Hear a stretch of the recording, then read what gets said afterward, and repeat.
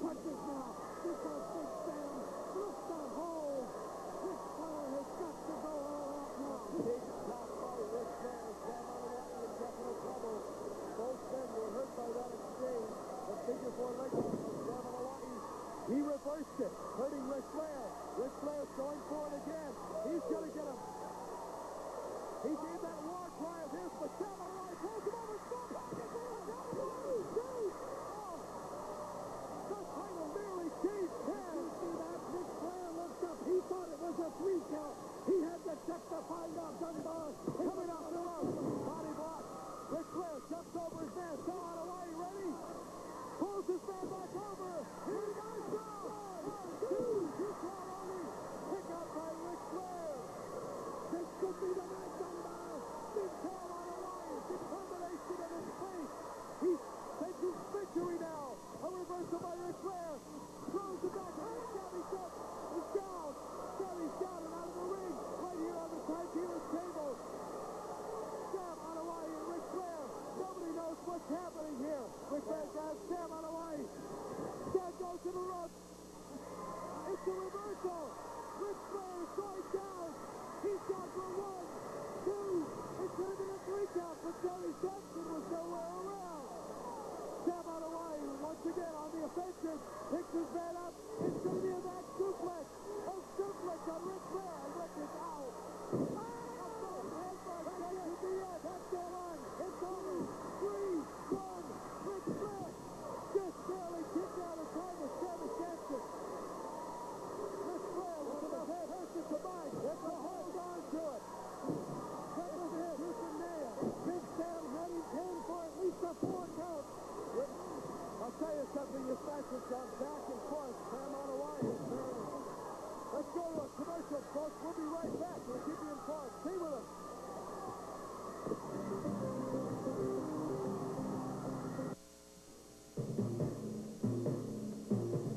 Now it's time for the Mike Salter Good News Report. The Pontiac division is a commitment to cost-effective health care. There we go. Ric Flair coming off with an elbow on Sam Adewale. Sam Adewale now taking the lunge from Ric Flair. Ric Flair trying to get his man up. Going into a pile driver ripper. Wait a minute. Sam Adewale throws Ric Flair over the top rope. Throwing himself. Sammy throwing himself. Right hand on the rope. Sammy Sampson is going to call for a disqualification.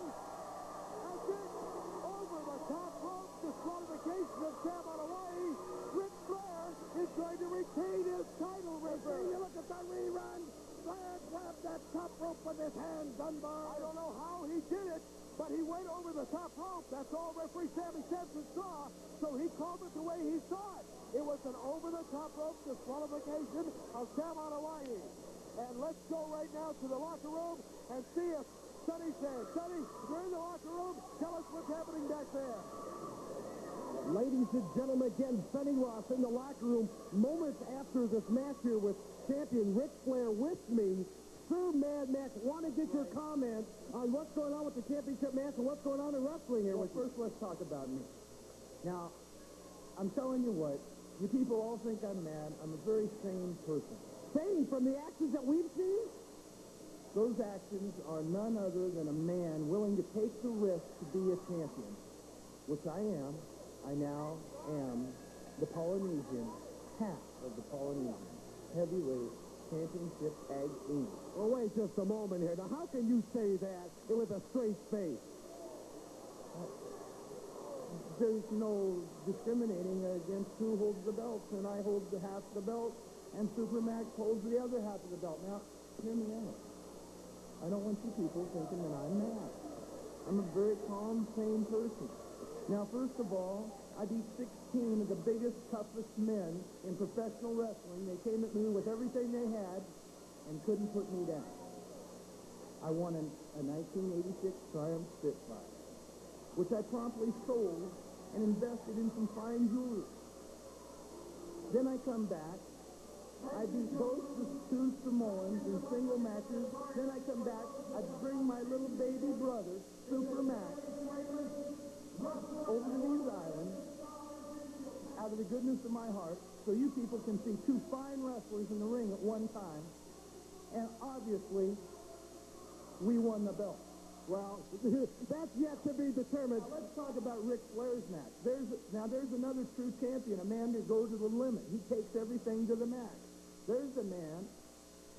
There's a man. We have to run now, and back to Ripper in the ring. Wrestling fans, this is the final match of the evening. I introduce in the red corner from San Francisco, 240 pounds, John Stevens. And in the blue corner, accompanied by his manager, Colonel Tisdale, is Kamala Mala. 1 fall, 20 minutes, Sam Sampson, your referee.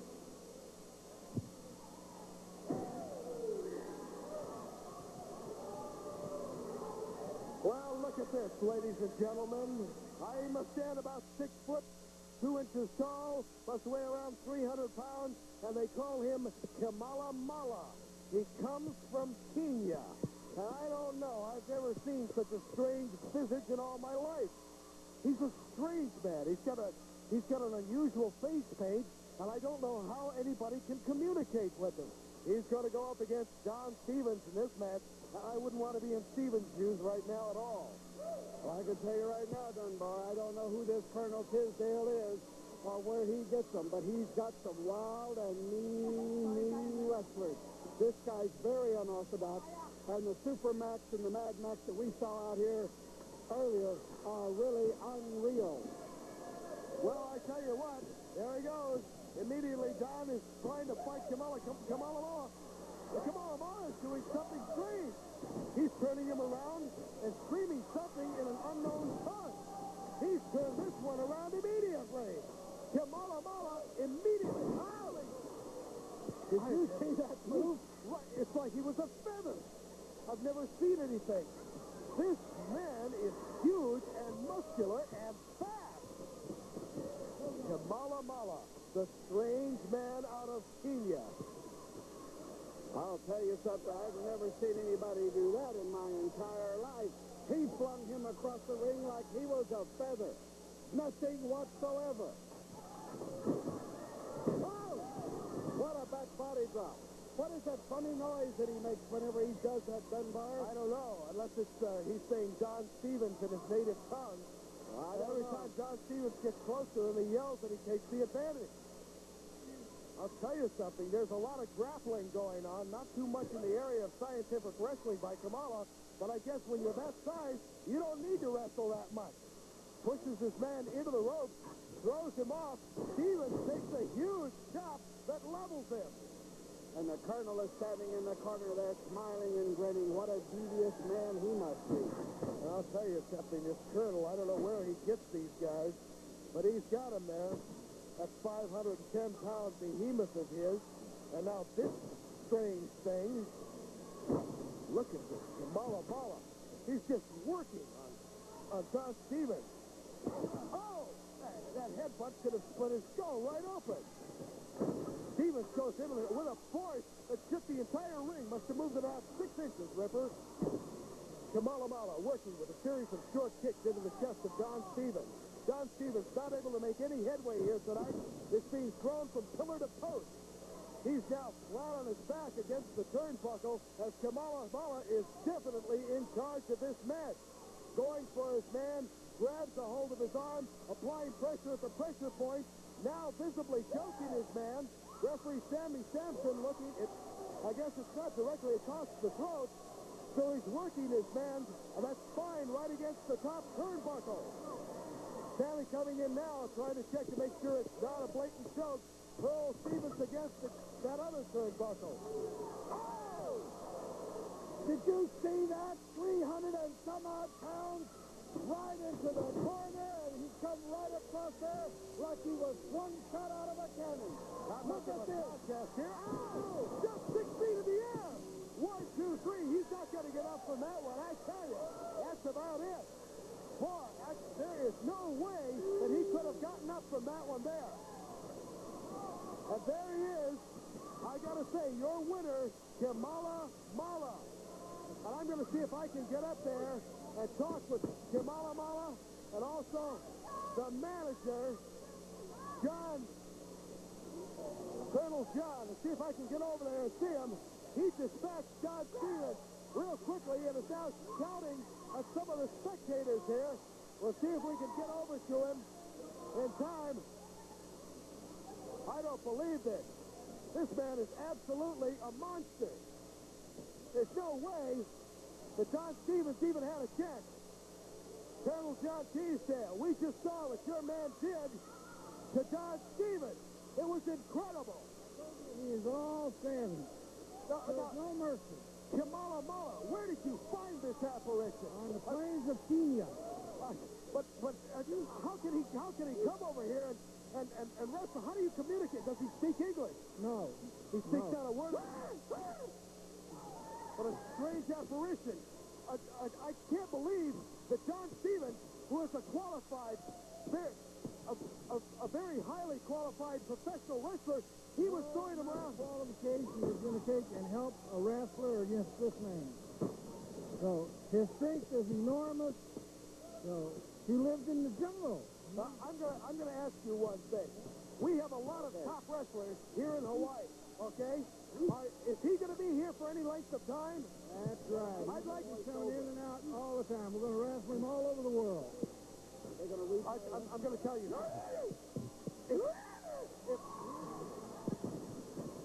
I'm going to. Ripper, can you take over? Okay, Dunbar, I want to take a look at this again. I want you to look at this. The man is thrown in the corner, and this Kamala Mullah comes from across the ring like he was shot out of a cannon, right into Stevens, and flattened him against the pole. I've never seen anything, and watch. Now he throws into the mat, and then he'll hit the rope and come off the ropes like a cannon again with all that weight on top of Stevens. Wham and bango! That's it. We're going to have to go to a commercial, ladies and gentlemen, but your winner is Kamala Mullah. Polynesian Pacific Championship Wrestling at the Blaisdell Arena. Swedish Accent match. Lars Anderson takes on Superfly Tui. Big Sam Anoa'i meets Prince Kamala Mullah from Kenya. Super Samoan Takalea returns to meet Don Stevens. The Samoan Connection and Ricky Magda take on Mad Max, Super Max, and the Magnificent Malo. Suado and the Mighty Milo, Kitty Popo number 1 and number 2. And the Grand Slam Challenge, $11,000 to any wrestler who can slam 510-pound Grizzly Smith. Tickets at the Blaisdell box office. Be there. Right now, your Dodge dealer has it all. With 8-8 financing or up to $1,000 cash back on most every new 1986 Dodge car in stock. Get 8-8 or $500 cash back on the All-American K cars, Aries 2-doors, 4-doors, and wagons. Or choose 8-8 or $500 cash back on Dodge Daytona. And right now, you can get 8-8 or a... But no matter how strong it is, a one-industry economy is a very, very fragile thing. That's why our elected officials must continue to encourage business and the opportunities it creates. Because life in Hawaii depends on business in Hawaii. It's sharp. It's sharp. Swallow your hole. What happened? What we are dealing with here is a feeding machine. Roy Scheider, Robert Shaw, Richard Dreyfuss. The blockbuster summer classic is back. No limit to what he's going to do. Relive the fear. Relive the terror of Jaws. It's the terrifying tale of an awesome killer shark in Jaws, Sunday night at 7. Ladies and gentlemen, a disappointed Sam Anoa'i, Samoan number 3. The match just finished with Ric Flair. You all saw it. You had him pinned twice. The referee was knocked down. He was thrown over the rope. Quickly, your thoughts. Apparently, it doesn't matter, I guess, what happened. I did have him pinned, yeah, but you can't talk about that because that's not when the referee counted his hand down. There was no referee.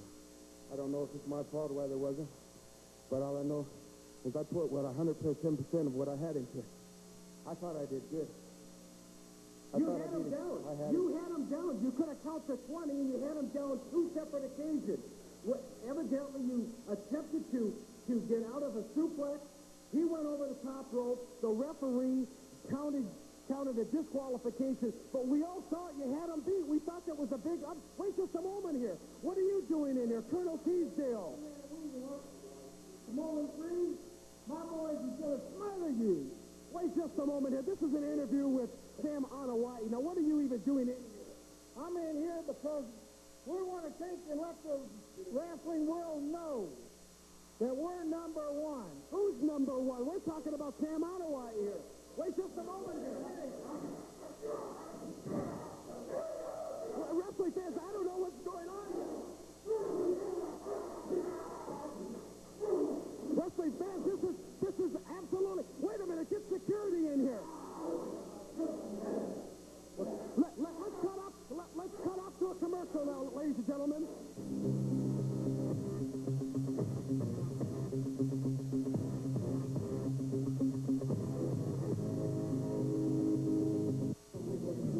I've got this friend, Roger. Anything I do, he just seems to do me one better. Like the other day we went fishing. Now, I caught a nice 10-pounder. Roger, he pulls in 20. Yesterday we played tennis. That's my game. The guy just blew me away. Roger, hey, I was just talking about you. Let me buy you a beer. Bartenders, now they're the same all around. Could you make mine a Steinlager? Steinlager, the one better beer. You did it again. Action program. What's so great about it is that the Red Cross places student volunteers in community nonprofit organizations according to the students' interests and skills. I love animals. In fact, I'd like to become a veterinarian. Because of this interest, the Young Volunteers in Action program placed me here. And that's why Red Cross volunteers working at the Humane Society. Some of my friends also joined the program, working in nursing homes, museums, satellite city halls, and a lot of other places. The experiences have been great for all of us. Our references from our volunteer work will be helpful in both getting jobs and for college applications. If you're between 14 and 22 and would like to be a part of this great program, call the Red Cross.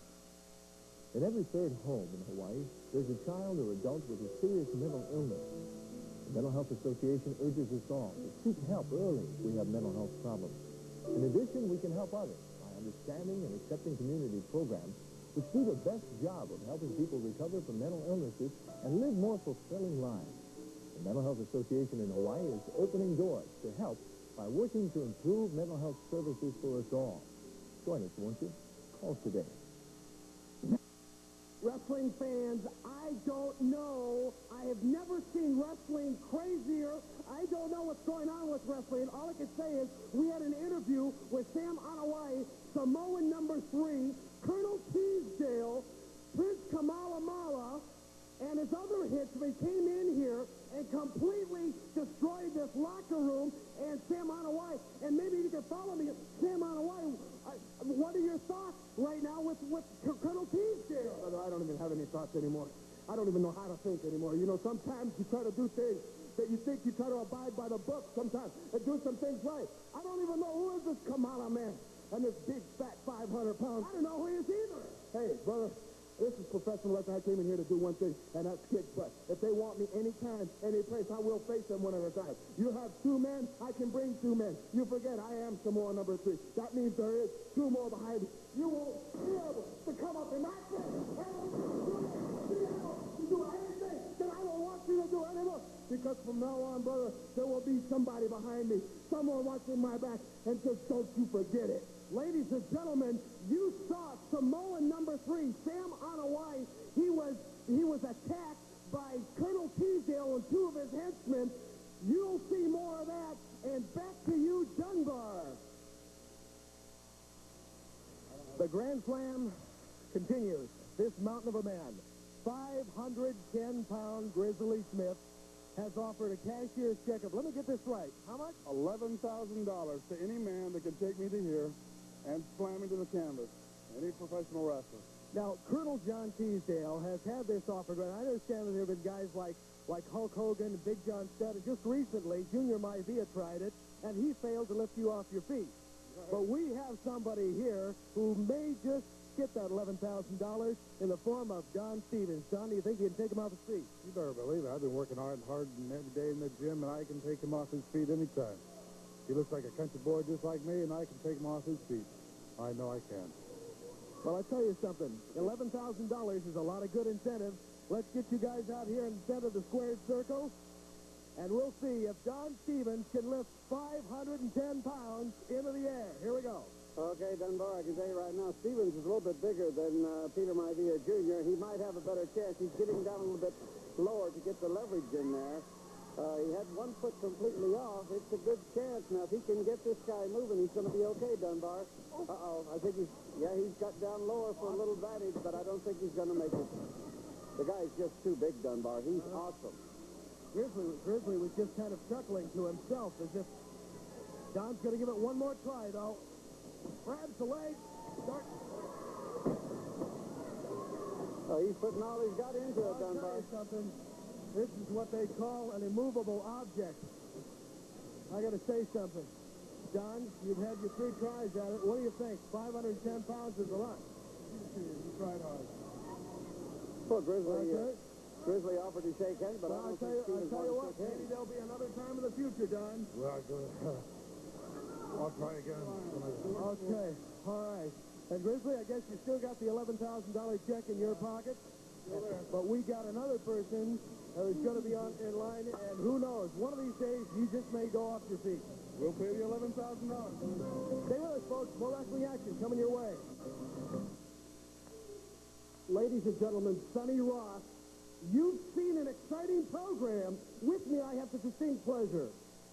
1984 Rookie of the Year, one of the bright and upcoming stars climbing the ladder of professional wrestling here in Hawaii, Richie Magnet. Richie, you've got a tough match coming up here this coming week. Tell us about what your thoughts are. What are your strategies? Well, you know, everybody knows what happened last time I was here. Now, this Wednesday night, I got a 6-man tag match with my brother Zippo, my brother Leroy Brown. And we're going after Marlo and his 2 henchmen, his 2 stooges, Mad Max and Super Max. Well, Marlo, I got a score to settle with you. Super Max if you're in the ring, Mad Max if you're in the ring, because I don't care anymore. The blood's been shed, the stitches are out, and I'm ready to go. The blood, everything. I'm so mad now, I can hardly talk. Now, let me tell you people something. Wednesday night, Marlo, I'm going to get your butt in the ring, and I'm going to beat you like the dog you are. And if your 2 stooges try to jump in, they're going to see more blood on them than they've ever seen in their life, baby. Ladies and gentlemen, you saw the blood that came from Richie Magnet. You saw what happened to him, a gash in his head that took nearly 47 stitches. We'll be right back. Stay tuned to the Ric Flair match. Okay, Dunbar, we're going to join this match again. Here's a big headbutt from Sam Onawai on Ric Flair. The world champion is down. 1, 2, and he just barely kicked out of there. The title could have changed hands right there, Dunbar. And now Ric Flair says no. No, absolutely. He's down on his knees, pleading for mercy from Big Sam Onawai. Sam responds with a kick, and he's a punch to the forehead, another punch to the forehead, grabs the side headlock. Ric Flair brings him into the rope, throws him into the far rope, takes the shoulder block and goes down. Sam Onawai comes across, gets caught in a sleeper hold. Fast moves by the champion. I got to tell you something. Samu right now is suffering from this section of... Now look at this. He's going down to his knees. Sam Onawai can barely stand up now. The carotid artery, the blood is starting to lose its effect. He's starting to get those curtains in front of his eyes. I'm going to tell you right now. I'll tell you something. This match was filled with action. Right now, if Flair was behind his man more, he could have more pressure on that, Dunbar. Samu going for the rope. Ric Flair got his head caught inside of the turnbuckle. That hurt him down. Oh, look at him. He's holding his chin. Could have bloodied his nose. Sam Onawai comes back with a good shot to the stomach. He countered that very well, too. Sam fought that one off. He fought that one off really, really well. Look at again, Ric Flair now in trouble, going for a backslide. Sam Onawai count of 1, 2. Ric Flair kicked out just in time. That's about the 4th or 5th 2 count so far we've seen, Dunbar. Sam Onawai has been very good in this match. So far, he reverses it, goes into a sleeper hold. Ric Flair had a sleeper hold on Sam earlier in the match, and now he's got one, but it's not cinched up. Ric Flair, the master, the champion that he is, immediately pulls to the side, eliminating a lot of that pressure. Sam has got to get squarely behind his man for it to be totally effective. Absolutely directly behind so he can get that pressure on the neck and that artery and cut the wind off. He's got to have the advantage and the leverage on that hold, and then Flair is out of there. As long as Flair can keep moving and Sam cannot cinch up on that and get the pressure in there like he should, Flair has got a chance to get out of it. If he gets to the ropes, he's going to get out of it anyway, Dunbar. Ric Flair, by moving forward, causes Sam to shift his weight and be out of balance, thereby not being able to fully... Uh-oh, wait a minute. Sam almost got it cinched up there. Ric Flair heading down to the canvas. It could be lights out at this point in time. Ric Flair, referee checking his arm. One, it's a three. Uh-oh. No, he's still awake. He's still awake and fighting. His leg is to the rope. The champion that he is, presence of mind, causes the referee to break the hold. Samu coming back with a leg drop on top of the chest. Here we go now. Come on, referee. One, two. And Flair throws a foot back over the rope again, Dunbar. Flair's in control every moment. He may look like he's out, but he's sandbagging sometimes. That's what makes the champion the champion. Well, it's like I said earlier, Dunbar. The champion does not have to win. He just doesn't have to lose. The other man has got to take the battle to the champion. Samu coming back with a chop. Now trading judo chops left and right. Ric Flair down to the canvas, and Samu is mad. Sam on Hawaii. Ric Flair in the corner. Pleading for mercy, Sam gives it to him with a couple of short shots. Throws Ric Flair. Ric Flair goes up and over the turnbuckle, falls down on the ring apron. It's a good thing he didn't go to the floor because that's a disqualification over the top rope. As a matter of fact, look at Ric Flair now, trying to get back up to his feet. Good elbow. Shot to Sam. Now he's going to dive over his man. Look at this. What? Oh! Comes off with a right hand right into the jaw of Ric Flair. Both men out on their feet at this point in time. They've been wrestling for such a long time. I can tell you right now, Big Sam is really after this one. Flair threw a little knee to the stomach there, tried to throw Sam off balance. Look at that vicious chop, and Sam comes right back with one of his own. Side headlock, and watch this move. Now here's where Flair is smart. Oh, leg breaker. You haven't seen one of those for a long time. Goes right into that figure four leg lock. Clamps it on, and Sam's in trouble. Now, you know, Ric Flair won this match, but it wasn't because of this figure four leg lock. Sam on Hawaii threw him over the top rope in a questionable move. Ric Flair may have helped himself, thereby getting Sam disqualified. I'll tell you something right now, Ric Flair's got him in trouble. Let's go to the locker room now and see what's happening in the back. Sonny Ross, are you there? Ladies and gentlemen, Sam Anoa'i had Ric Flair pinned on two separate occasions, was disqualified for throwing Flair over the top rope. You saw it. Sam Anoa'i had him beat, Samoa number 3. But on to other things.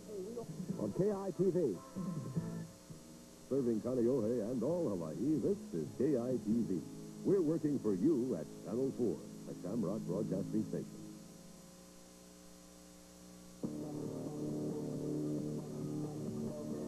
Aloha, wrestling fans of the world. Welcome to another action-packed hour of wrestling from Hawaii. As Polynesian Pacific Championship Wrestling comes to the forefront of wrestling action. This is Dunbar Wakayama along with Ripper Collins, and we have some action for you tonight. We've got the Hollywood Stunt Girls with Spicy Williams and the Killer Tomato, all happening this hour on Championship Wrestling from Hawaii. Okay, Ripper, here we are, a hot night at Aloha Stadium, and boy, the action is continuing, and we've got so many matches, boy, I don't know what to say. I'm going to tell you, the Dark Team Championship coming up, but them two beautiful Wahine Smith, Spicy Williams, and the Killer Tomato. Dunbar, I'm going to take my glasses off. I'll tell you what, we're going to be right back in a second like that. Don't go away. Runners have it. Surfers have it. Cyclists have it. Now weightlifters have it. Hawaii Weightlifters Shop, Hawaii's first specialty store for weightlifters. The finest weightlifting and exercise equipment for professional and home gyms at reasonable prices.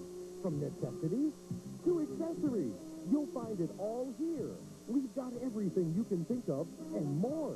Gear up with the best. Hawaii Weightlifters Shop, 744 Kapahulu. Because your world doesn't stop on weekends. We're here every Saturday for you. Because your America doesn't stop on weekends. The news, yes, plus what it's all about. Because your need to know never stops.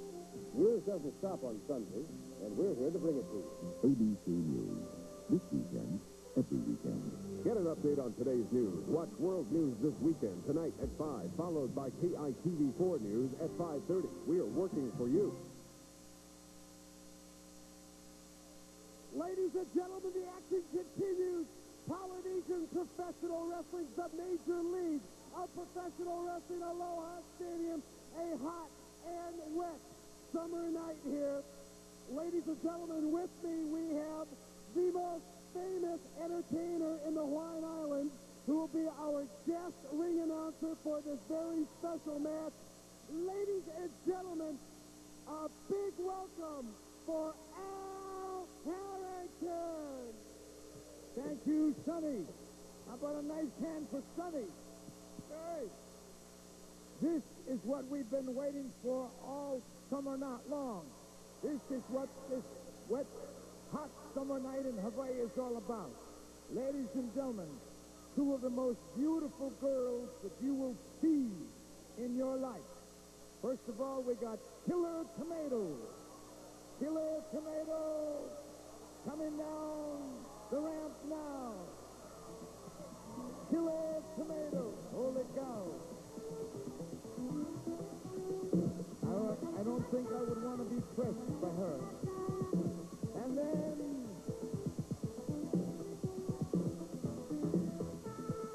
Spicy Williams, ladies and gentlemen. To my right, Spicy Williams. Both of these ladies have had experience doing stunt work in Hollywood. Hi, Spicy.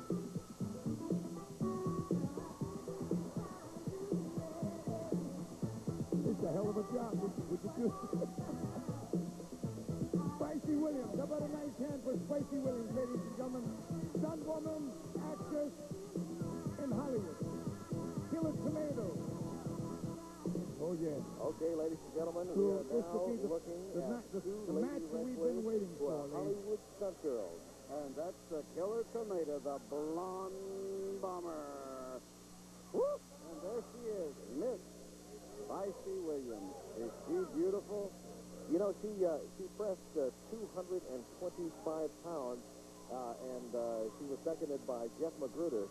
And I was talking to him in the locker room, and he says that she's one of the finest weightlifters of all time. And she's built for speed, she's built for strength, and Killer Tomato is going to have her hands full in this one. Both of these very, very lovely ladies, and we're going to see in a second what they're like as wrestlers. So there we see the Killer Tomato dressed all in a tomato red, a crimson outfit, and in a kind of a leopard skin outfit in the opposing corner is Spicy Williams.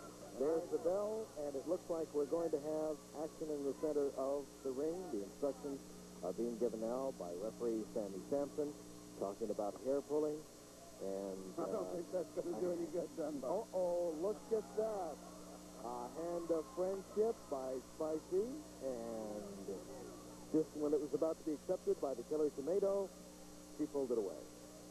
Let's see what the lockup looks like. Okay, collar and elbow, as both of these ladies try to find out in a test of strength who's going to come out on top. Good. Another takedown by Spicy Williams.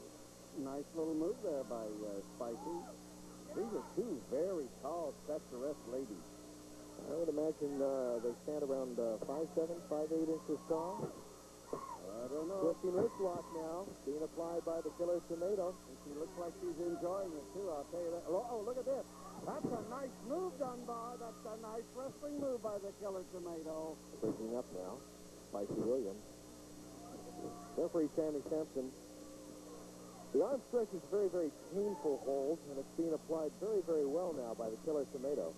I'll tell you what, she looks like she's enjoying. Oh, look at this. Roll up quickly by Spicy Williams into a headlock. There you go, I'm telling Very you. good.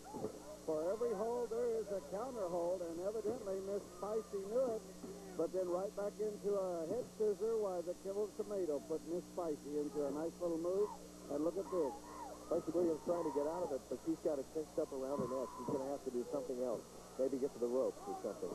Well, it could turn into a chokehold if they get it just right, Dunbar. Okay, she's in position to extricate herself. Oh, okay. Kick out by the Killer Tomato. Spicy Williams took a little bit of additional punishment there in that exchange.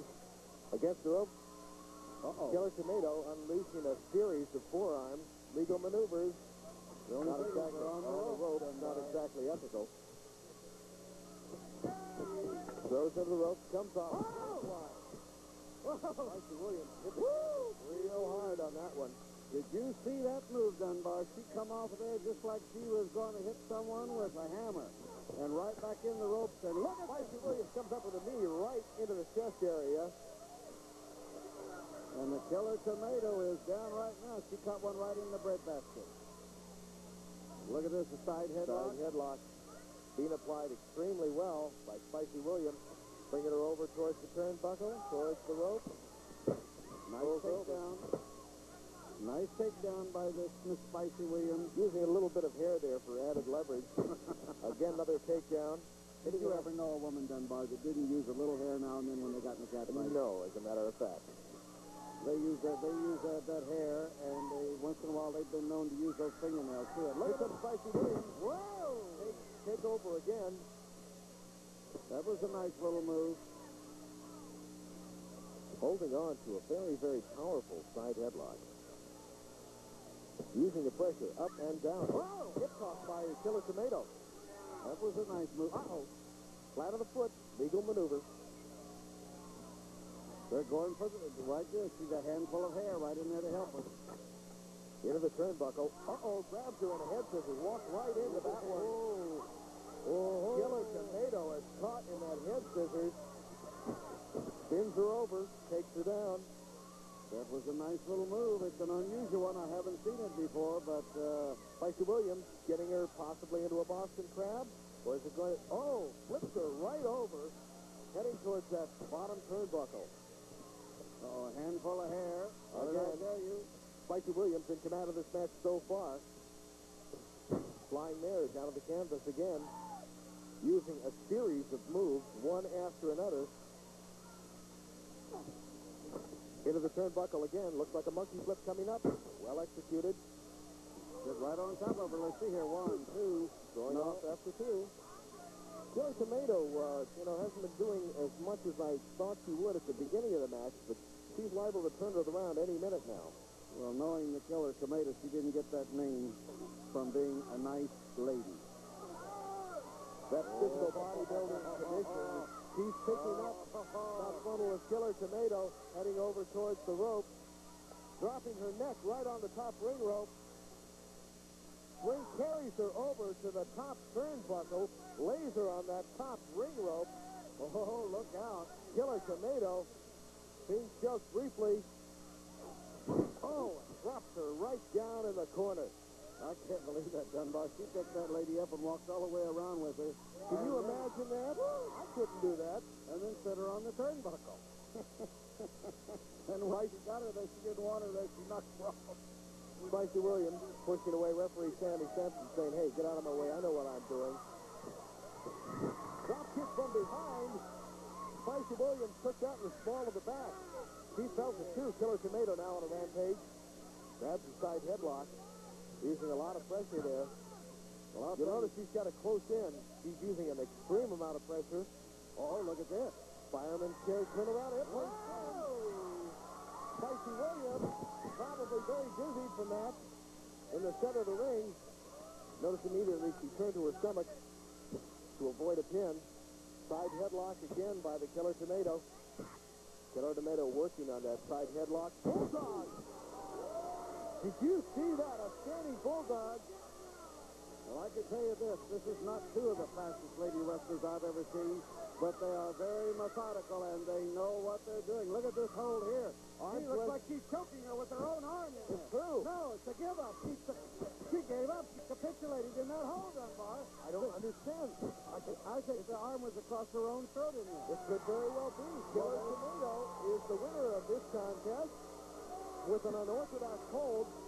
She pulled the right arm of Spicy Williams, placed it over her throat, and applied pressure while holding her in the on the left side of her body, an extreme amount of pressure, and causing a submission hold to be applied. And there's your winner, Killer Tornado with an airplane spin, and Killer Tornado chalks up one in the win column. We'll be back with more wrestling action in a moment, folks. Stay with us.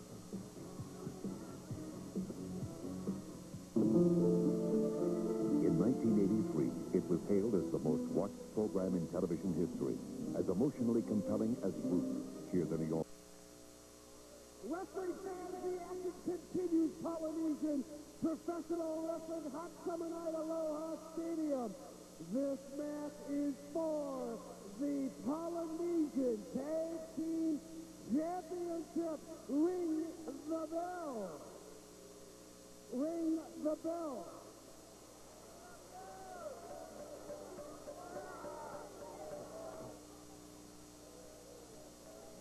Ladies and gentlemen, entering the ring at this time,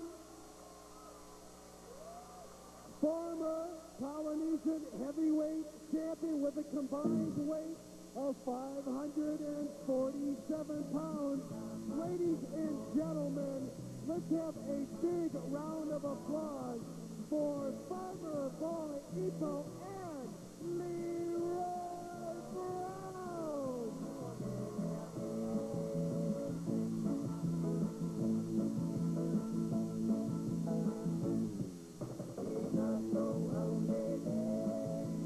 Ring the bell, please.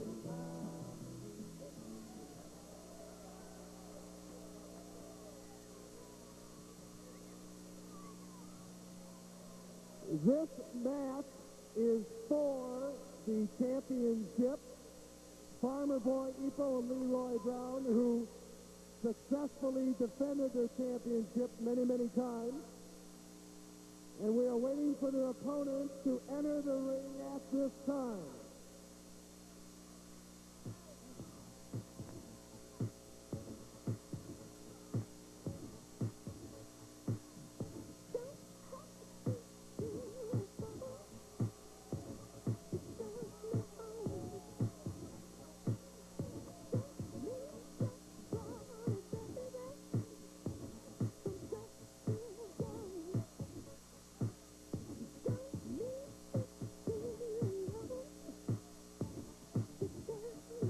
Ceremonial ladies prior to the match are waiting for their opponents at this time.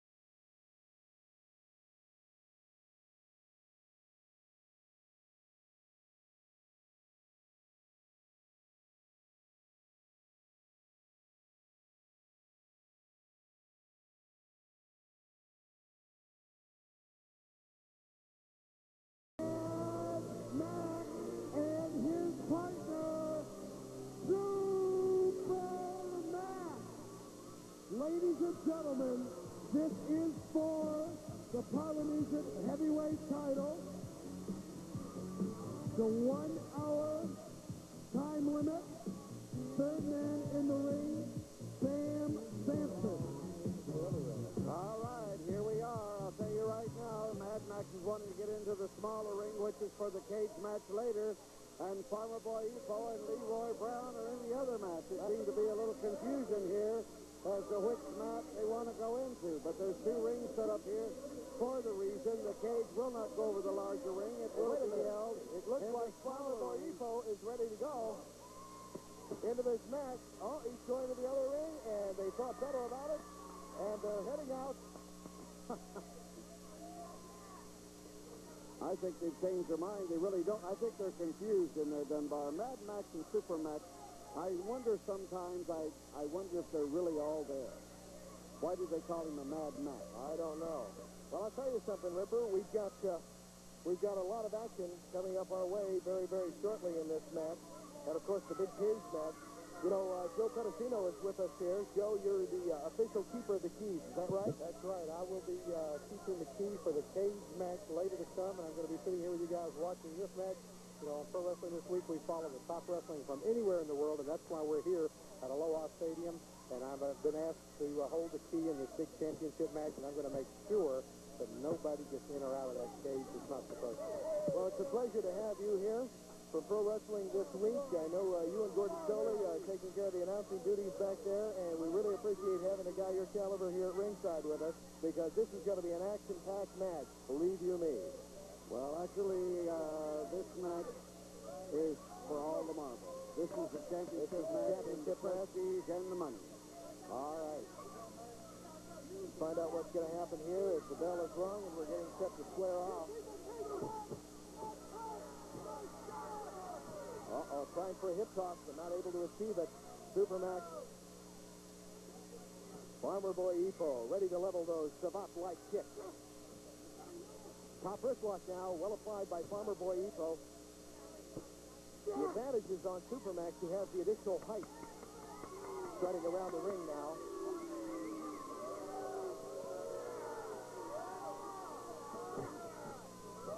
Farmer Boy Ipo, beautiful spin under takedown. That was a nice arm down by big Farmer Boy Ipo, 350 pounds, and he moves like a cat in there, Dunbar. I'll tell you something. These guys may be big, but they can move like greased lightning when they have to. I think they're right now going through that feeling out stage of trying to test the other one's strength and ability and see what kind of mood they're really in.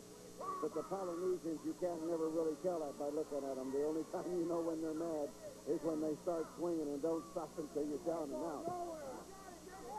Nice, great head kicking. Okay, we're going to have to go to a commercial, Dunbar, and we'll be right back after this message, ladies and gentlemen. Don't go away. Wrestling fans, Sonny Ross, Polynesian Championship Wrestling has never been more exciting, has never been more dynamic. Aloha Stadium, Hot Summer Night 2 is now history. With me, I have Mrs. Leah Maivia, promoter of Polynesian Championship Wrestling. Leah, aloha. Aloha and talofa. Thank you, Sonny. It's an honor for me to bring the professional wrestling over here in Hawaii. I can't do without the support of you, the wrestling fan. With your continued support, I'll try to bring the bigger and better wrestling event in the future. Mahalo and sofa saifua.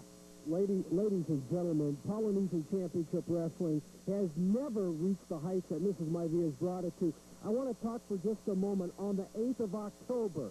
8 men in a cage. First time in professional wrestling, in the history of professional wrestling, a steel cage will be put on the platform of the ring. No ropes.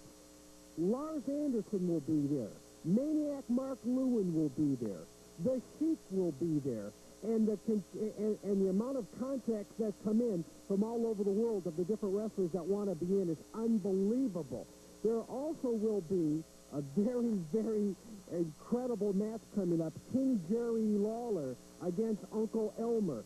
The amount of wrestlers, the quality of wrestlers that come to the Polynesian area is absolutely incredible.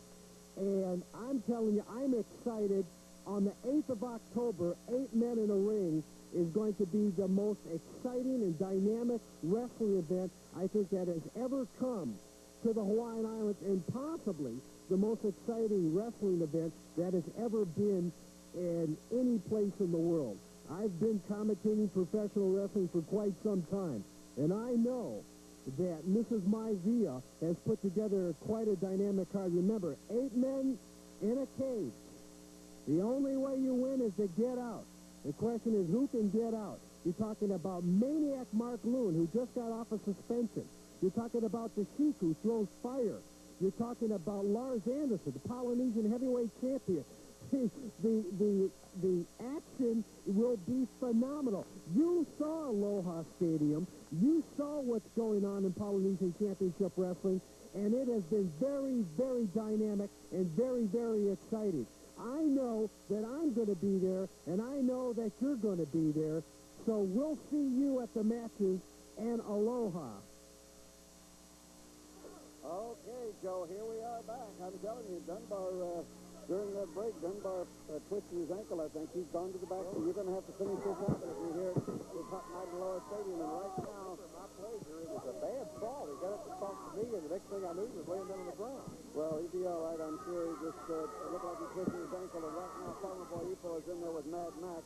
He just got a big kick from Super Max. This match is turned into what we expected. It's one-on-one, and they're really giving each other all they got to give, because this one is for the marbles, the championship, the money, the prestige, everything that goes with the Polynesian title, one of the most prestigious titles in the world. Over 1.5 billion people is represented by these tag team belts, and Ipo and Brown won it back. They was actually robbed of the titles, Joe. I don't know whether you know that or not, but they were robbed. I did not see the match. I did hear it was a very controversial match. Well, I will say this. Let me ask you a question. Does Mad Max have something against you? He was leaning over here yelling at you just now. Well, I think he's got a couple of headbutts there, and he really doesn't know who he's calling. He's in his own little world anyway. If he was here, we have a place on the other side of the island that we put people like that. We teach them how to weave baskets and things. Look at that, 350 pounds. Farmer Boy Ipo threw a drop kick, hit the man right on the chest, and in a beautiful arm drag. I'm telling you, Joe, I get more excited every week. These Polynesians, he comes up with that kabak kick and 350 pounds in the air with a drop kick. Farmer Boy Ipo and Leroy Brown, they're getting better and better and better. And I'm telling you right now, you're never going to see a guy 350 pounds throw a drop kick like Farmer Boy Ipo just did. You see that? What looked like to be a low blow there by Mad Max is really represented. Earlier here, Super Max tried to let the boys get off the rope. Hit him in the head, had no whatsoever. Well, I'll tell you, you can't let the Polynesian people are blessed with hard heads. And I don't care what you do. You can hit them, but you're not going to hurt them. You might stun them for a second, but they have the hardest heads in the world. That was right across the throat. So watch this. 1, 2, and he's right out of there. You're not going to get the Polynesian champion down. Oh, what a suplex! Superman took 350 pounds over in what was a beautiful suplex. A nice wrestling move, which again, Joe proved you do not have to tend to those tactics to be good wrestlers. And they're good wrestlers, they just take the shortcut. And there's really no need for it, because the guy's got a nice body, and evidently he knows his wrestling, but he just takes the shortcut.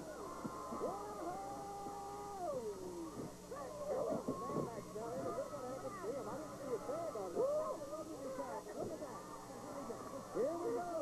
The old dog is on fire. And Mad Max is down. Here we go at the tag. In comes Farmer Boy Ipo. Look out. Watch out. What's this? Here we go. 1, 2, 3.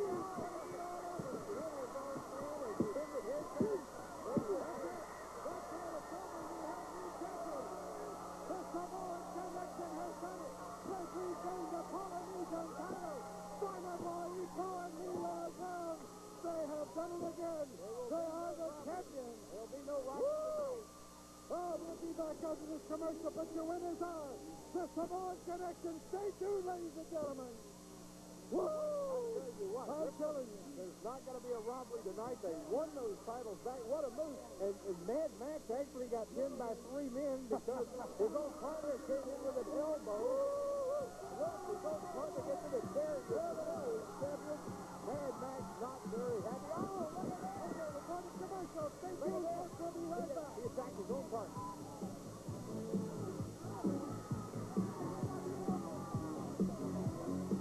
Get in on all the fun as you and 100 others join the American Lung Association of Hawaii on the Aloha Big Island Bike Trek, October 4th, 5th, and 6th. Ride through Hilo Sound to the Volcano National Park and along the left coast of Kalapana. You don't need a lot of experience to enjoy this biking adventure, so beginners are welcome. Airfare, meals, and lodging are all included. Call the Lung Association now at 537-5966 to reserve your place. It'll be an experience you'll never forget. Being a father isn't easy, and I'm doing it by myself. But I'll turn my life inside out for my kids. I mean, teenagers are always changing, and I want to be there for them. dad by day, and by night, I'm a cop. It's not just a job. It's who I am. I want so much for my kids and for myself. Heart of the City. So many feelings. So little time. Premiering this fall on ABC. Room with Spice Williams. You know you're very upset about this killer tomato, deadly vanilla potato. What are your words after this? You know, it just got slippery. She got out of hand, and it's just not going to happen again. It won't happen again. It was ridiculous. Should have never happened, and it won't happen again. Believe me, it will not happen again. Do you plan on meeting this girl in the future somewhere down the line? Do I plan on meeting her? Right away. Right away we're going to take care of this. I mean, it's a joke. It's a joke that should have never happened. I gave it away. Gave it to her. Did you see it? It didn't take more than a few seconds for just a... I really don't want to talk about it. What about the Japanese girls? What do you think of them? Do you think they're talented? Do you think they're better wrestlers than American girls? I know you're one of the strongest female wrestlers around today. What do you think? Well, let me tell you, they're fast, and they train their technicians. But you see, American female wrestlers, we condition ourselves, we train, we build muscles, and we have a whole totally different conditioning program with nutrition and certain amino acids and vitamins and minerals. I mean, we're really going for the inside, and that's what's going to bowl them over, totally. So you're saying you're the best in the world, you can beat any race, Japanese, Chinese, any other world championship team? Oh, yeah, absolutely, absolutely, because speed doesn't mean anything, it's endurance, right? There you go. Spice Williams and Richard Mayer in the locker room. Thank you.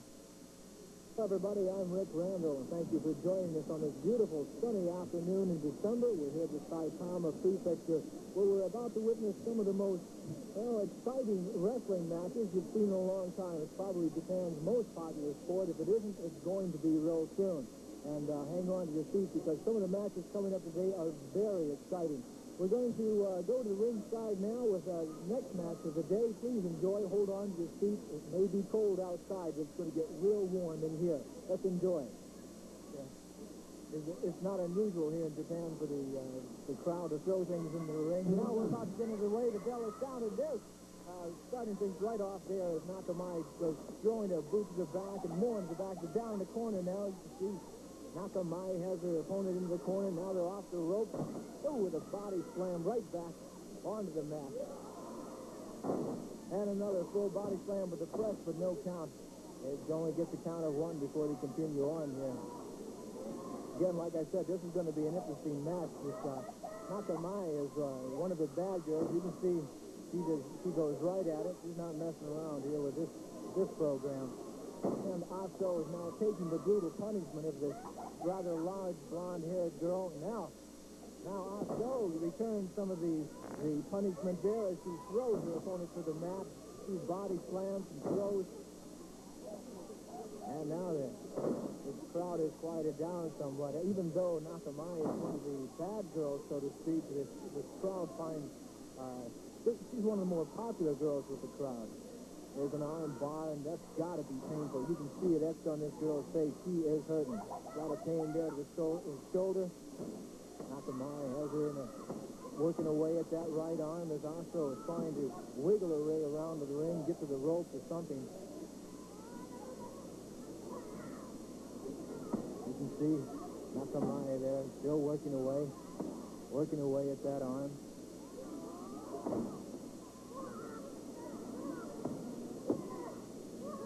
Now standing on the fingers while thrusting that boot into the right arm of Aso, and lots of pain there. This girl is hurting, but she's not giving up.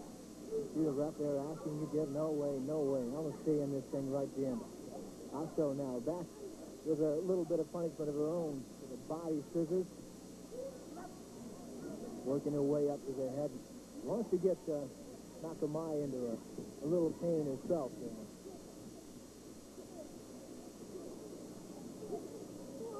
Two girls in the middle of the ring, nice and quiet. Now, as Nakamai gets out of it and puts the pressure on the legs herself, a couple thrusts to the throat, some more thrusts to the chest, and now the brutal punishment of this Nakamai, you can see on her face, she is taking nothing from nobody.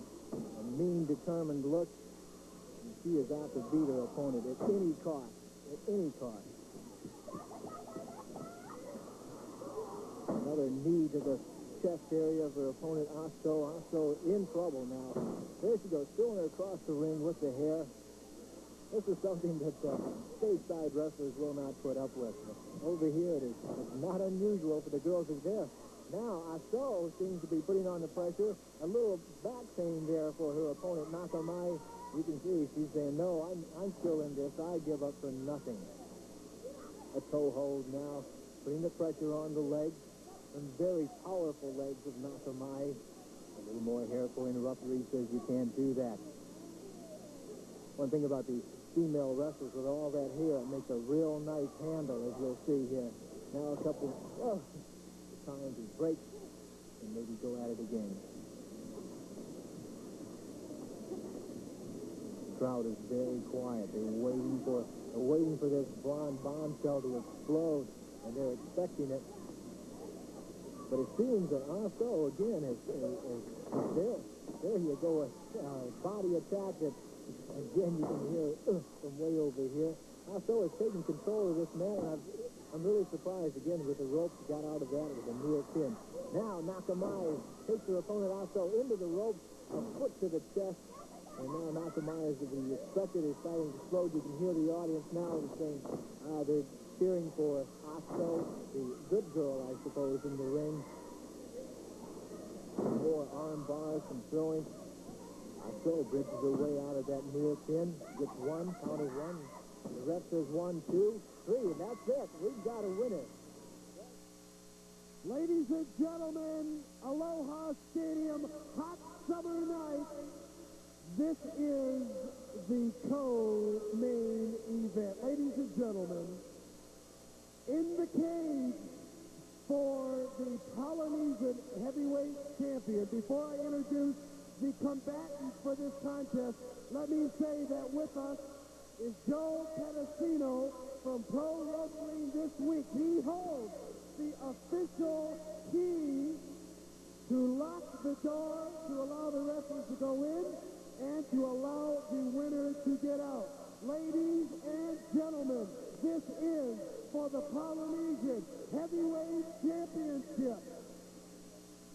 First, let me introduce the current champion from Hawaiian Island, the current Polynesian Heavyweight Champion, ladies and gentlemen, Superfly Dewey!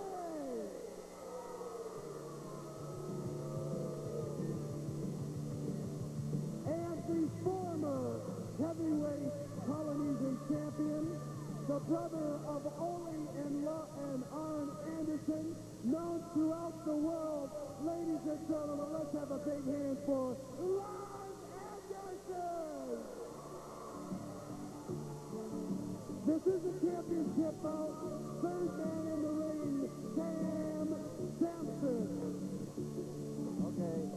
All right, here we go. This is the cage match. Everybody's been waiting for this one. There is a 16-foot high cage around this ring, and no man is going to get out until he can walk out, and the other man cannot.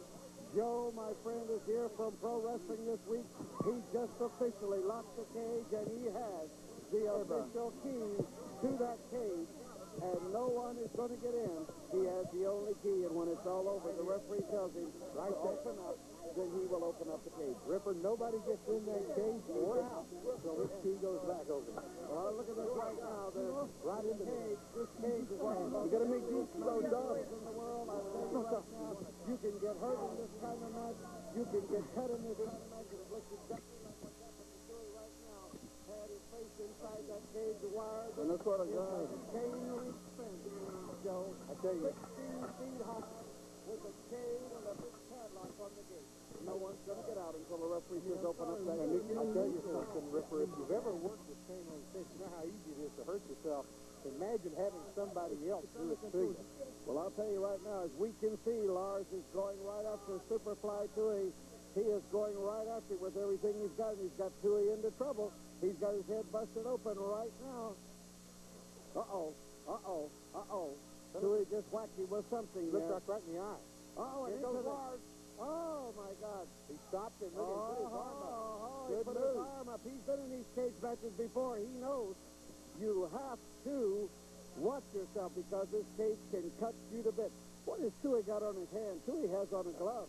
I've never seen him with that glove on his hand before. What is in the glove? He does have something on, doesn't he? Yes, He normally does not wrestle with it.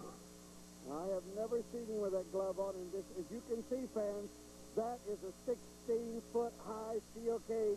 And right into the steel cage, you just seen Lars go into the chain link fence. This is one of the worst matches in the world. This match here can put you... Oh, look! And Lars is busted open, too.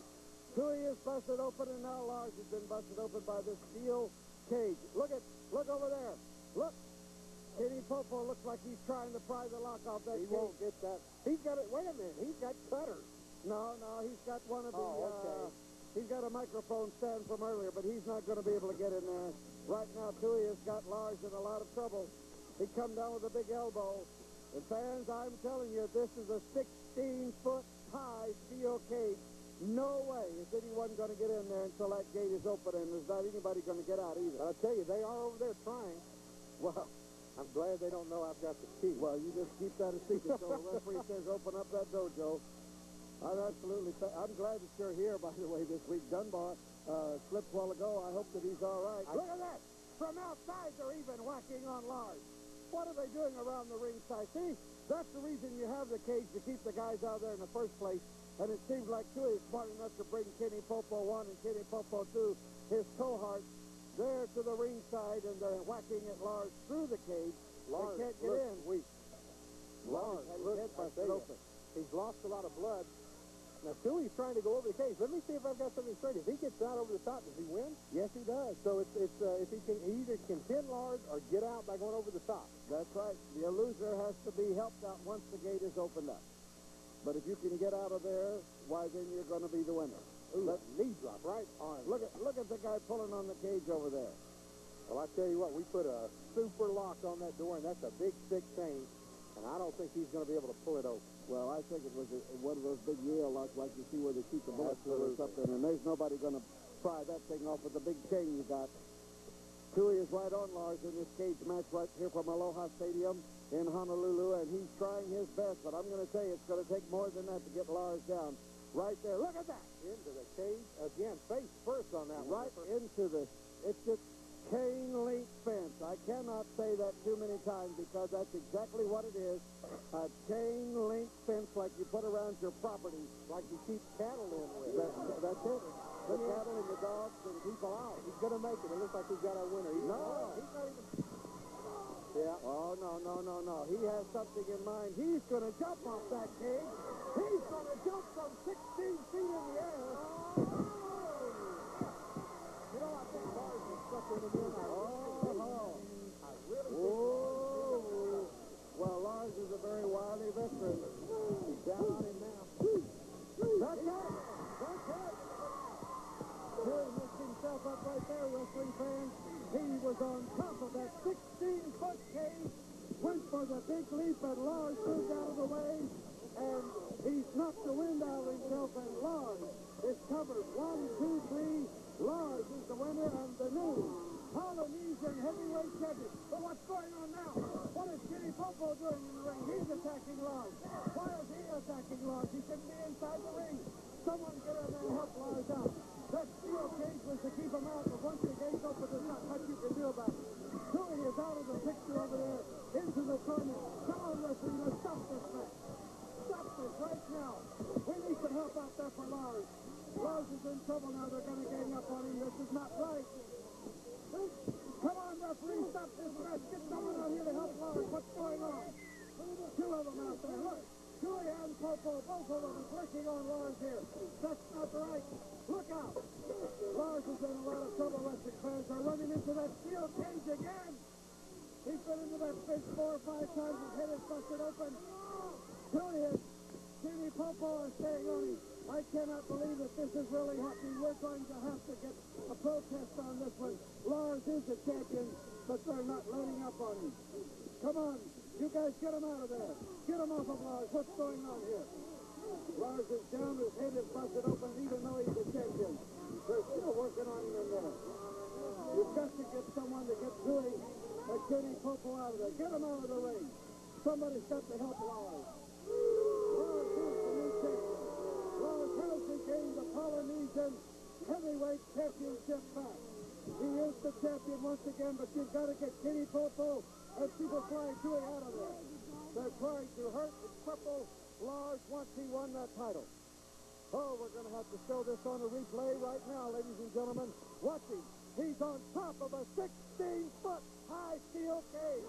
Lars is thrown on the canvas, but Lars is playing possum. There he goes! Lars moved out of the way and Dewey knocked the wind out of himself. 1, 2, come on, Lars, get on top of him, put your weight on there. There goes your new champion, Lars Anderson. We're going to a commercial. We'll be right back, ladies and gentlemen. Don't go away. Ladies and gentlemen, Sonny Ross, Polynesian Championship Wrestling. October 8th, coming up.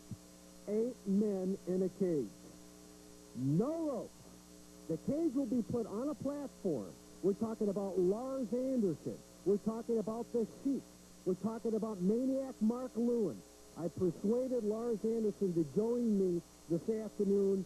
Lars, thank you for coming. I want your thoughts on this October 8th match that's coming up. Well, you know, the match is a very different match in the world of professional wrestling. This particular match has never been held in the world of wrestling. The cage is actually going inside of the ring in the Neil Blaisdell Center. The ropes will come off. There won't be any ropes on the inside of the cage. The first man out wins. It's $8,000 on the 8th and 8 men in the cage, and it's the first time that there has ever been 8 men in the cage here in Hawaii, and to my knowledge, the first time in the world of professional wrestling, especially with the fact that there are no ropes on the inside. This is the first in the world of professional wrestling that Leon Maivia signed. And also signed for the match. I'm in the match.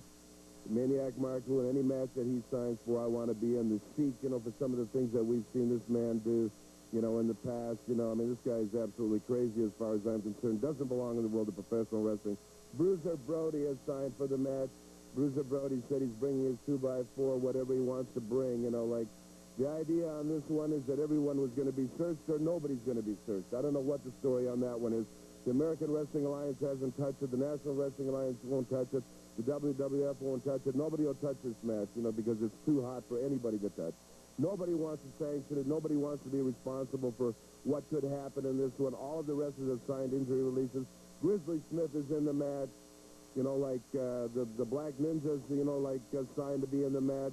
Kamala Mala wants in the match. The entire Hart family wants in the match.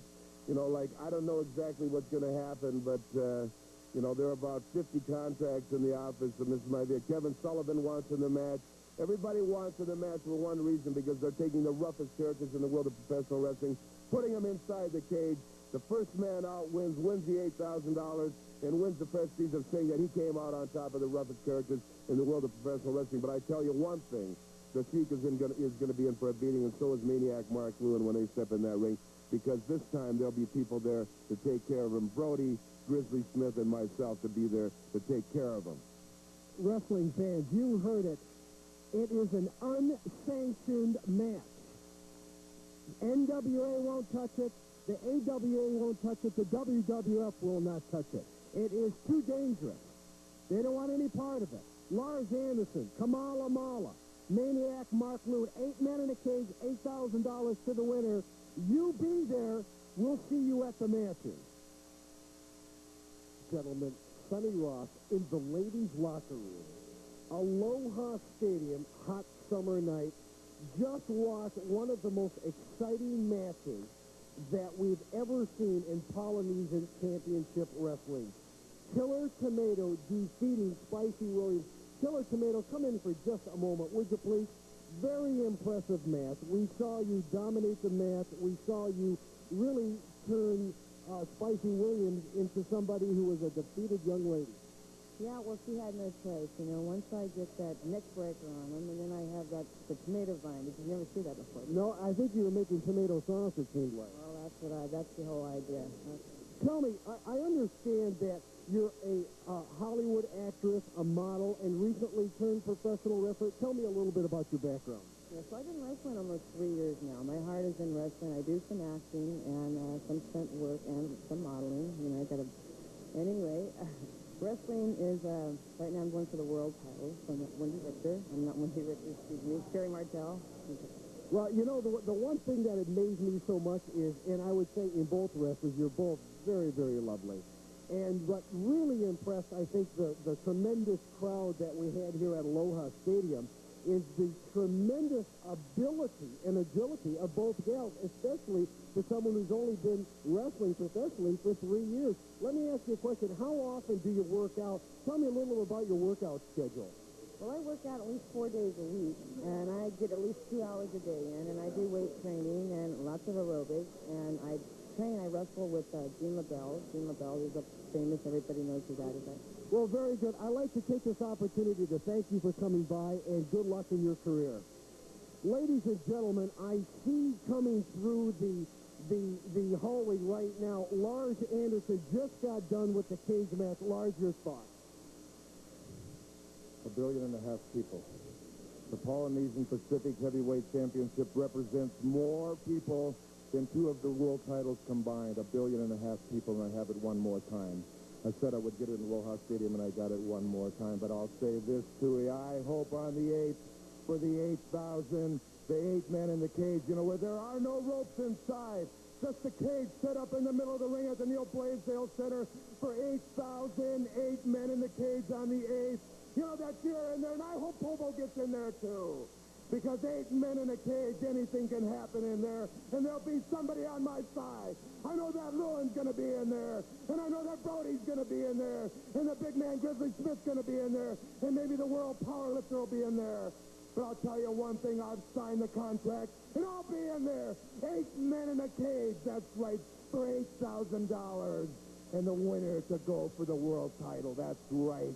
On the 8th, Tui, get your name on the contract. And get in the 8 men in the cage at the Neil Blaisdell Center and find out what it is when you don't have 2 against 1. Now, here you see it right here. There it goes. The pin right there. There you see it. No, that wasn't the pin. There you got me. The technicians are saying, look at what, talk, do what? What? Show me where you got 2 or 3 on 1. Show me that one. But it won't be, you see those ropes that you see on the inside there, on the Neil Blaisdell Center, it won't be that cage right there. That cage right there will be sitting in the middle of the ring. No ropes inside the ring. For the first time in the world of professional wrestling, a cage, caged up like animals. 8 men in the cage on the 8th. And that's the way it should go down. Here you see him right here. The Superfly. Look at this man. He's going to jump on me right. I just barely got out of the way right there. Right there. Right there, and I got my hand over him. He kicked out. I got a little bit more pressure on top of him, and that's how I captured the title one more time. But I'll tell you, I'm the 8 men in the cage for the $8,000 at the Neil Blaisdell Center. Put your name on the contract, and you'll find out what happened. Ladies and gentlemen, Lars Anderson winning the title from Superfly Tui. Very, very emotional, very, very exciting match. Stay tuned for these important messages. We'll be right back. Next to heart disease and arthritis, low vision... But ABC News. Together, they're uniquely qualified to bring you the world. Desmond is head of the class, premiering this fall on ABC. I don't know why I told you that. All right, the wrestling fans, we're going to go see a match from Japan right now with the ladies, so don't go away. You're going to see action personified with the Wahinis from Tokyo, Japan. She's pain there on her face.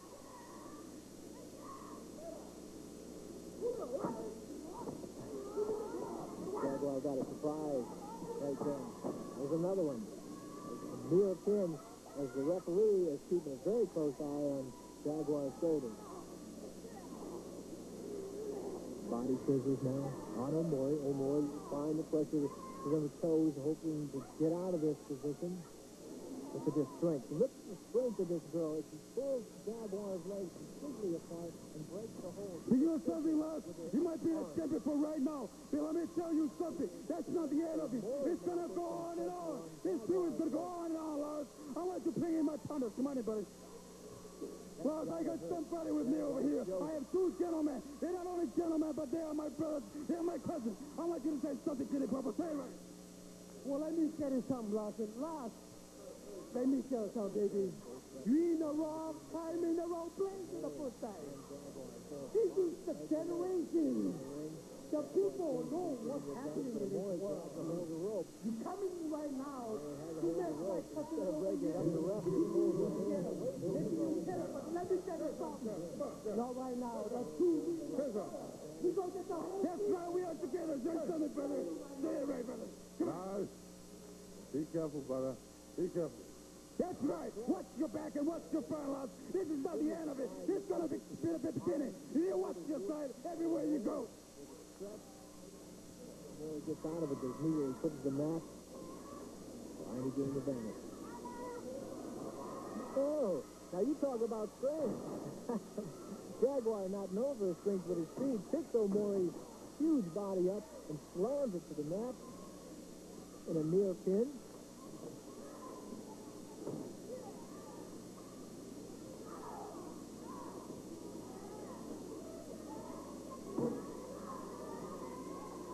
And you can see there that O'Maury is now taking advantage of the situation. She's sitting on Jaguar's leg, got her leg tucked up underneath her.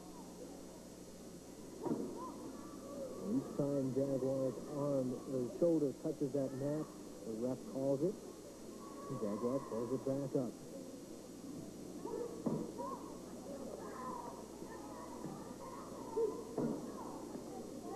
Now, O'Maury trying to get a hold. Oh, and throws Jaguar again onto her face. Jaguar's at the corner at the apron there. Now, again, you can see she hit that concrete floor. It has a padding, but not very much of one. This Jaguar is down on the ground. Boy, helps her up by a hair. Now, O'Maury gets a little bit of the same action, and she puts Jaguar into the stage. Both girls out there outside the ring battling it out. And the crowd will make some room for these girls, I'll tell you. Jaguar, they take some of that. And they're trading slams there as they get each other's heads in the stairs and the turnbuckles and everything else. It's 19 at count. Yeah, the match is over. The referee says it's over. He counted both girls. In the dressing room, I thought we were going to be talking to Lars Anderson about the 8 in a case. It's the street.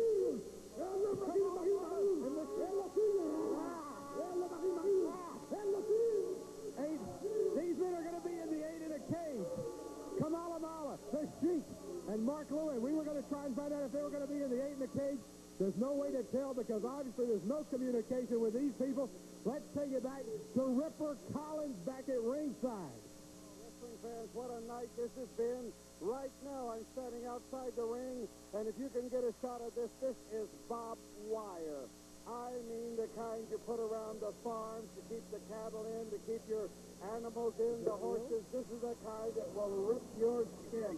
We're going to see lots of wrestling. You fans hang right in there, and I'm going to tell you right now, more action is to come, the greatest action in the world, and it happens from Honolulu, Hawaii, Aloha Stadium, and pro wrestling this week.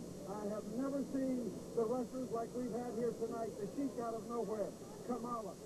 There's so many, I'm going to have to go to commercial. You fans stay tuned. We'll be right back from Aloha Stadium. This is Ripper Collins. Polynesian Professional Wrestling presents the match of the year, Wednesday, October 8th. 8 men in a cage. First man out gets $8,000. See Bruiser Brody, Grizzly Smith, Superfly Tui, Lars Anderson, the Sheik, Mark Lewin, and the return of Kevin Sullivan as they compete for $8,000. Also, Polynesian Tag Team Championship. Samoan Connection versus the Dirty White Boys, plus Uncle Elmer versus King Jerry Lawler. All the action is at Neil Blaisdell on October 8th. Some comedy shows seem to have lost their punchline, and with others, the joke's on you. Well, now there's Throb, and when it comes to laughs, they're going for the record. Welcome to Throb, a place where things really start rocking this fall. When a single mom who grew up on the Beatles and the Beach Boys joins up with a young rock and roll record company. Throb, the new comedy series starring Diana Canova trying to prove you're never too old to rock and roll. For another evening of very action-packed wrestling. from Hawaii, the greatest wrestling in the world with the greatest wrestlers ever. We hope you join us again next week, same time, same station. And from the beautiful islands, I say to you, aloha, we love you. And if you ever come this way, be sure and join us ringside for Polynesian Championship Wrestling, the greatest wrestling in the world. Aloha!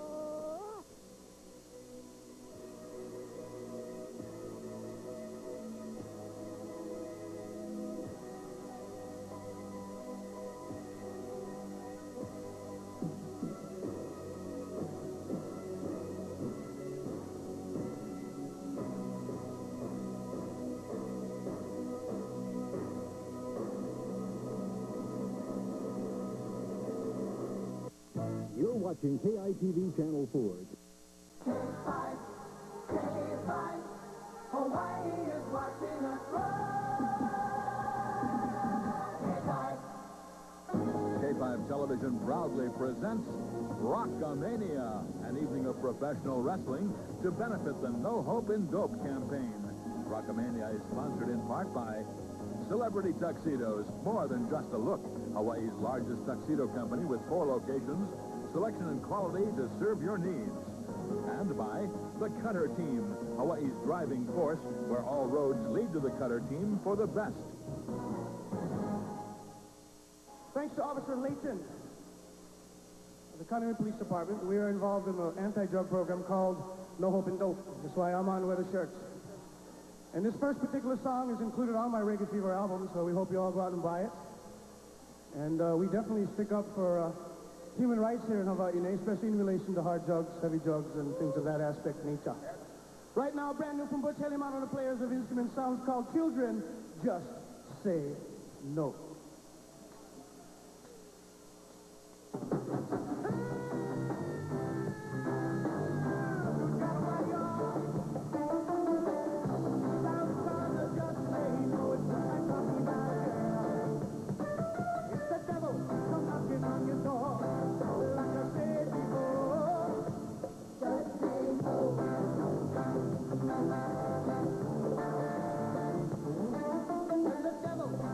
Knocking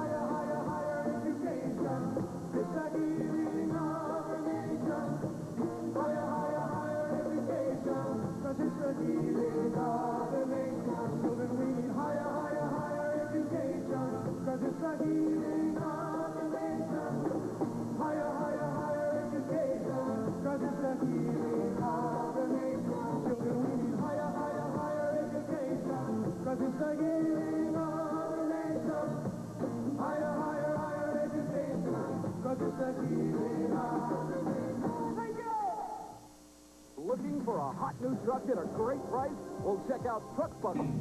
Aloha. Before we begin, this is a very special event. There is no hope in dope, and we're here tonight.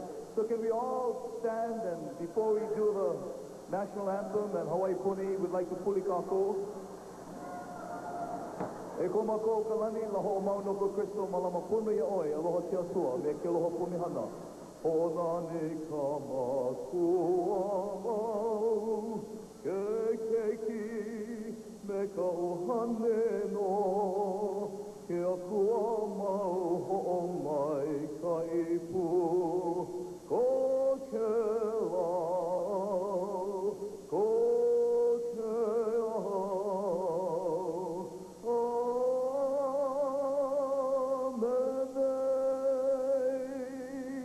Mahalo nui tātou. Ladies and gentlemen, our national anthem, Hawaii Pono'i. Himene tātou.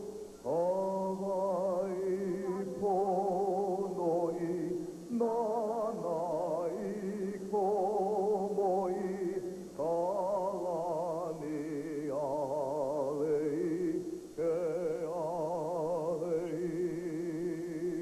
makualani e,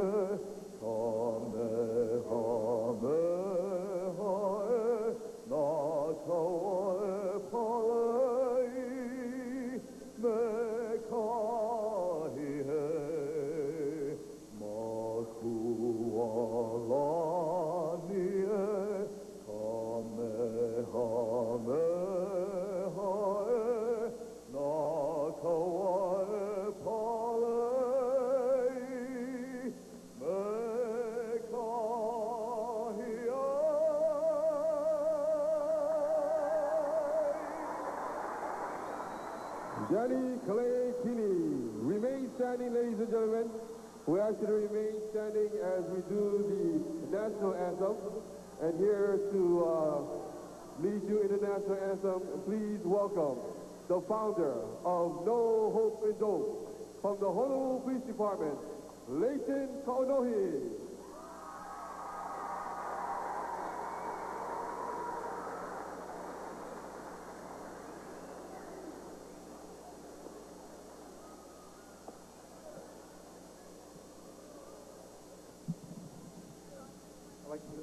I'd like to thank all of you for being here tonight and helping us with this cause. It's really a cause for all of us. No hope in dope is really the bottom line. There is no hope in dope. From the bottom of my heart, I'd like to thank all of you for helping us and supporting us, because this is only the beginning.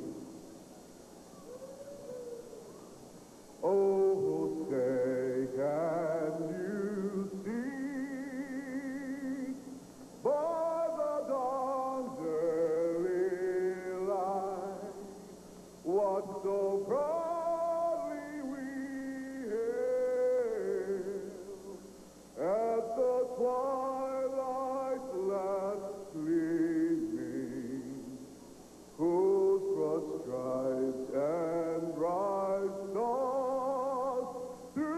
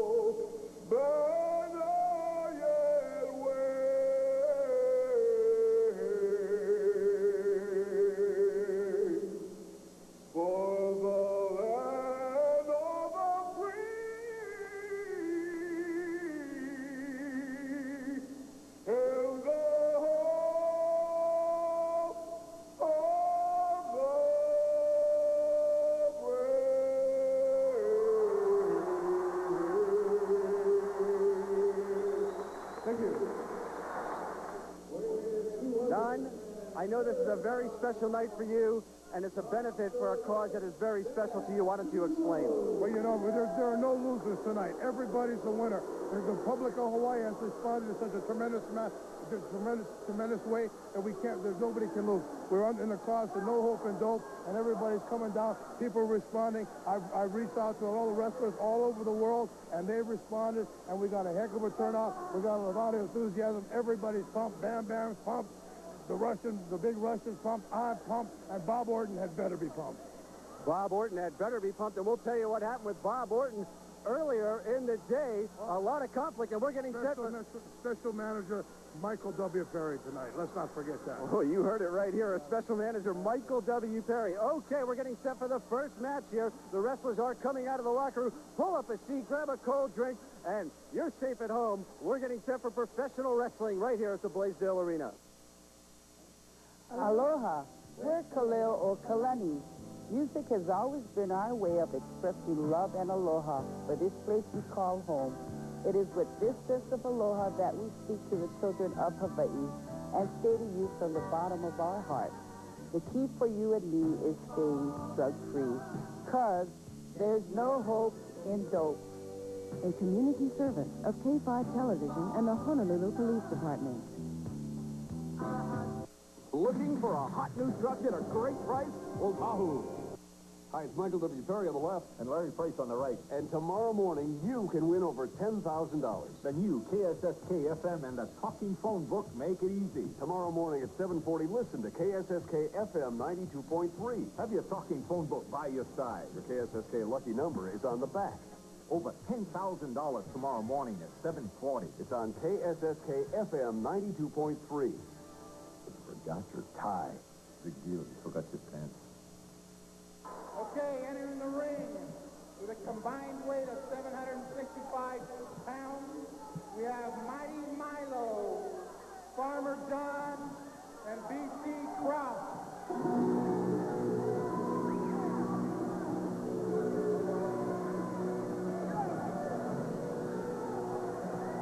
That's a mistake there. That is not B.C. Croft. That is Hawaiian Warrior Jay in the ring.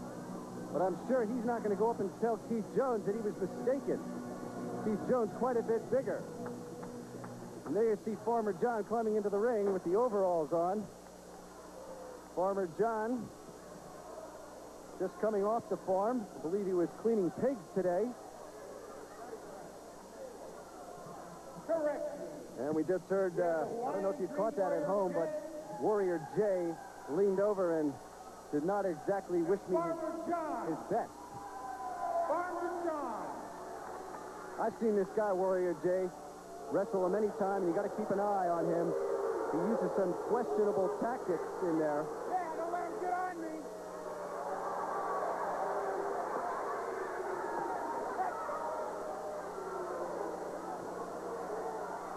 Hasn't exactly endeared himself to the crowd, and now we're waiting on the other team to come in the ring.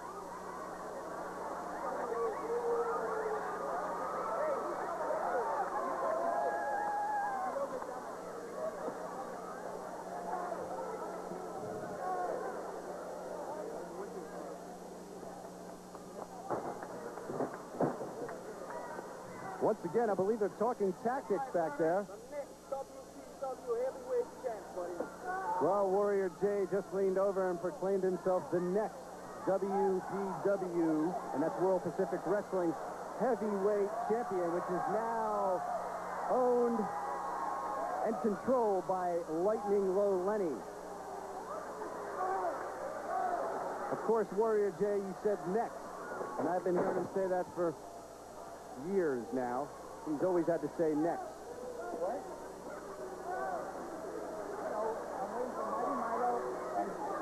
We're told that this is a six-man tag team match. And their opponents, Mighty Milo and B.C. Croft.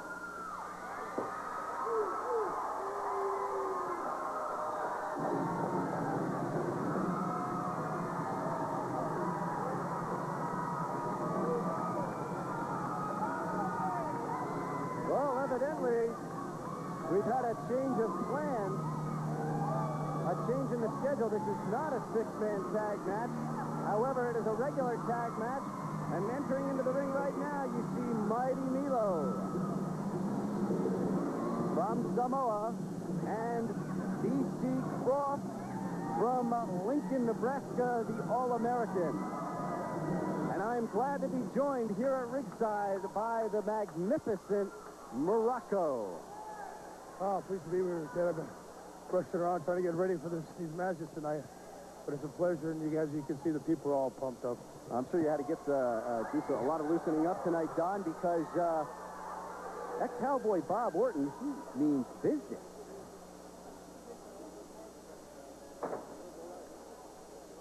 He hasn't exactly endeared himself to the local folks. We'll be discussing, there was a certain incident that took place at a local radio station where he just trashed the radio station right on the air. And they couldn't even contain him. They sent in the security guards. And tell me about your special manager tonight. Well, that's part of the story. Is the Michael W. Perry and the Larry Price show, Perry and Price on K59 KSSF. And well, here we go. I can get into that a little bit later. All right, there's a lot of intrigue in that, and that match will be coming up a little bit later. In the ring right now is Hawaiian Warrior Jay, and he'll be taking on B.C. Croft. B.C. wearing the red knee pads. A definite contrast in styles. B.C. Croft bills himself as the All-American. Whoa, my! A cover! A quick move by B.C. Croft. Look out. Jay's got him in a bear hug. Ooh, drops him right on his knee. Reverse atomic drop there. Off the ropes. Oh! How about that? B.C. Croft seems to be able to get in there. Well, he's got the speed and the quickness over the big man here. There's no question about that. He just fell out of the ring, and there is no padding outside of the ring. Into the ring we go. Warrior Jay holding on for a cover. Sunset flip. Did you master that? Oh, yeah, I've done that from time to time. The sunset flip. Oh, power slam by Jay. That'll take some of the start to this. Especially when a big guy like Warrior Jay comes down on top of you. Where is this Warrior Jay from? He's from Honolulu. Honolulu. Yeah. Oh, he tried to get the boot. Oh, and a fist to the face. Oh! DDT. That's the DDT. B.C. Croft looking a little shaken at this point. Body slam up and over.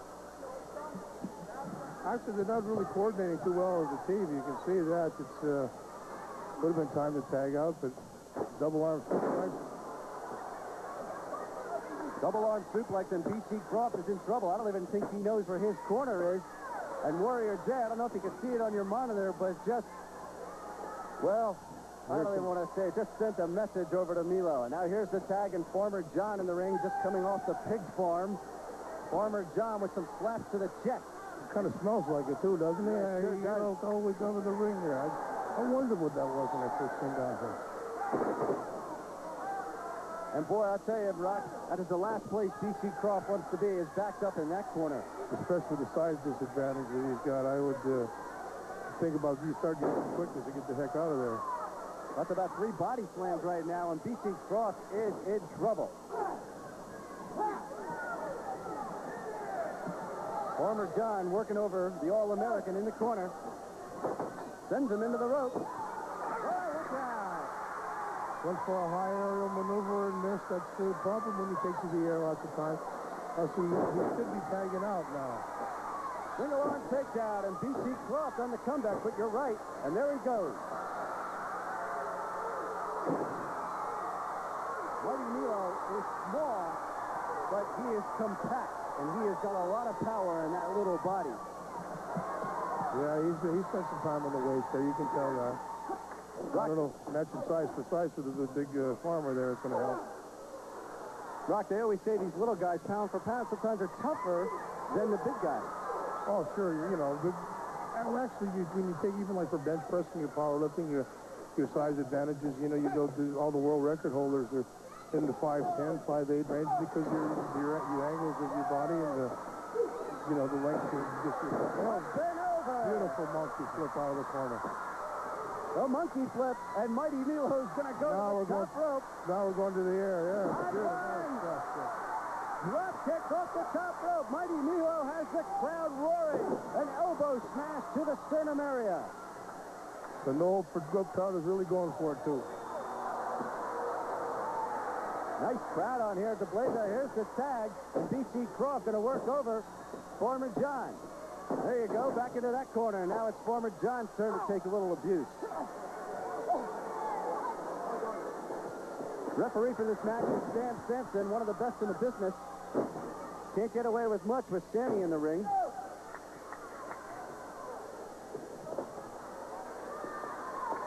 I noticed the Farmer and they got a manager in the corner there. Yeah, I'm wondering if no one ever mentioned who that is. A little mysterious. Keep an eye on her. Farmer John driving like a plowshare into the corner of the ring. Picked up, B.C. Croft. Body slam, ouch. This guy's going to have a back problem in the morning, I think. No question about that. Look out, what was that maneuver by Mighty Milo? A double cover, and the count of 3, and it's over. His partner left his partner, took a walk. Confusion reigns in the ring, and Warrior Jay yells something at Farmer John.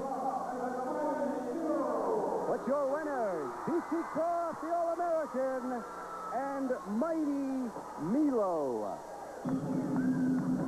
Well, as you see, entering the ring area are the ladies.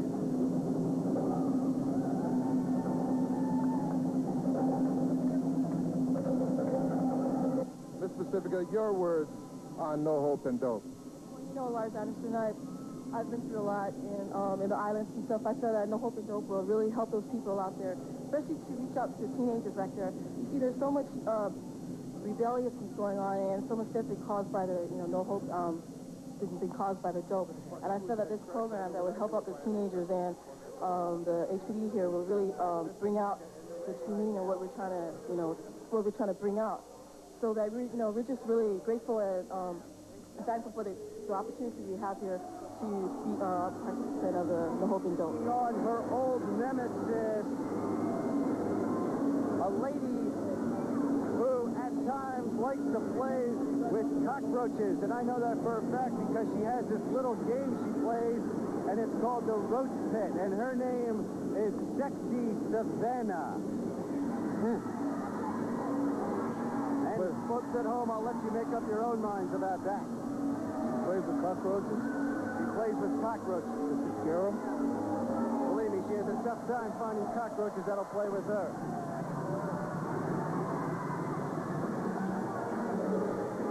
Is that one painted on her cheek? I think you paint a lot of things on her, I think. She has room for Burma shave from her. Special referee for this ladies match, Super Heavyweight Arm Wrestling Champion Keith Jones. This is the Keith Jones. I know Keith the last couple of days. I met him, and he's been with the No Hope and Dope campaign and helping out quite a bit. He's the world champion arm wrestler, heavyweight arm wrestling champion, and that includes a long line of guys, Clive Dean and. Just a long line of guys that goes all the way back, and he's running some... That's a special skill in itself, that arm sure wrestling, is, boy. Every time somebody asks me to arm wrestle, I go crazy. What are you talking about with these pythons here, right? Yeah, but these elbows and stuff, they've gone through their share of the years, so... All right, Miss Pacifica taking on Sexy Savannah, and Savannah off the rope, clothesline, and Sexy Savannah is down. That tap doesn't seem to be bothering her too much yet. She's dancing around pretty good. Miss Pacifica walks in the ring with a crutch. Well, sometimes you do that. You tape if you guys maybe have a bad right elbow, you tape up your left elbow. You get, you want to throw somebody off. Round and round she goes. Sexy Savannah into the turnbuckle. She went for 3, though. That's saying hello to hardware. Say hello to the mat. Pacifica, flies off the rope and down on top of Savannah. The count of 2 and 3, and it's over. How about that? Sexy Savannah not feeling too pretty now. Miss Pacifica takes care of that match in a minute. She should have stuck with the cockroaches, I think. I believe she should have. And now she's going after Keith Jones. And Keith Jones, I wouldn't do that if I were you, Sexy. Oh, no. Off the rope.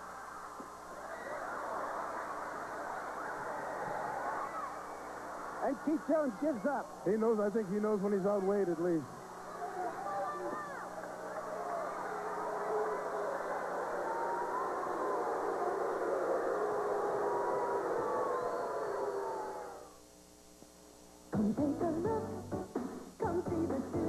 Remember, the Jewel Box at Pro Ridge Phase 1, Wynwood Mall, Gem and Waipahuan, and the International Savings Building on Kona Street. The Jewel Box, a name to trust. Don, you're originally from Sunset Beach, Hawaii, right here in Oahu. Now, you've been quite a few places. Now that you're back in the islands, you planning on staying here? You planning on making this your home? Well, this has more or less always been my home. You know, I've left for a while and I was living out of New York City, but yeah, I'm trying to. We're trying to get professional wrestling. We're trying to get, especially the No Hope and Dope movement going, and taking it not only to Hawaii, where it seems like it's taken off the ground, but to taking it all over the world, because there is a message to go out. There is a purpose behind it. It's not just out here busting heads and busting arms and legs. We're out here to bust some drug dealers and bust the drugs and get rid of that. That's really our battle. That's why everybody's a winner tonight. That's why every person here comes here with the intention and with the feeling to support No Hope and Dope. And here comes my good friend Steve Strong from Hollywood, California, Venice Beach. He is known as the California Terminator. Steve Strong, Steve, your comment. Lars, I wish I was here under different circumstances. I wish that I was here for a good time, but I'm not. When I got the call from Don Morocco, I had tears in my eyes. And then I let those tears go to anger. And now I'm really hot. Because there's something in this island that's taken away the minds and the hearts and the souls of all these beautiful people. This crystal meth, this ice they're smoking, this scourge, this cancer on this island is more important to me than anything else there is. I got over here as quick as I hopped on that JAL the next day, and I got over here. I'm going to do everything I can to make sure that we take this cancer and remove it from the island. And do it now, before it's too late. And each and every one of you can do your part, because there's no hope in dope. With the island, he used to wrestle back in the late 70s and early 80s, and he was at one time the heavyweight champion of the Hawaiian Islands, the Polynesian Wrestling. And an old surf buddy of mine. And an old surf buddy. And here in the Skull Mason. Well, now that you're back in the islands, Rock, you maybe be able to catch a few tubes up at Pipeline this winter. Are you ready to go out there to 10-foot waves? I don't know about that. I've concentrated mostly on training hard and my working out, and I'm doing a lot of surfing, but not in that range. I've left that a little bit behind me. And you got to be lean and mean, and I'm mean, but I ain't that lean right now. All right, there he is. Strong's opponent, Skull Mason. Skull Mason, referee for this contest, Harry Higuchi. Skull's out of the Calgary area, I believe. That's right. Wrestling out of... Wrestles up at the Calgary Stampede. And here we go for our fourth match. The first three matches this evening have been rather fast.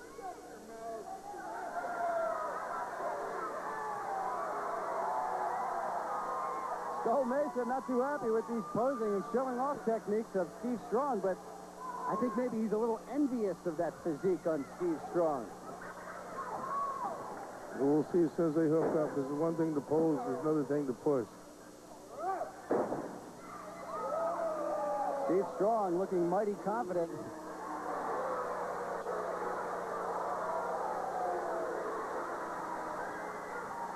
And some mental tactics going on here in the ring. If that was a sight job, I don't think it worked too well. Steve Strong not showing too much respect. Got Skull Mason an armbar and a takedown. And for the cover. Let's cross over into a cradle. That was a nice move. Like I said, Steve Strong Looking like he's got Skull Mason a little upset early. Steve Strong looking like he's not really concerned too much with Skull Mason, but we will see. The Skull could be late in the weeds, too. He's a last minute fill in here, and I don't think Steve is too acquainted with his background. This guy could be carrying some loaded dynamite. You never know. So you can't take any opponent too lightly in a sport surfer. Even though they maintain to hesitate and stall like he's doing. You know, Steve Strong, would you consider him a scientific wrestler? At the moment, I'd say he hasn't put in a lot of time. He's not overly. He started out as a roughhouse. He started out power and everything else. But I think as you learn, stay around the professional wrestling business, you pick up more and more. And I think he's grown into a fine scientific wrestler. And he's got a headlock right now and over. High hip takeover. Got Skull Mason down. He should go for the cover right here. Skull Mason with a handful of that blonde California hair.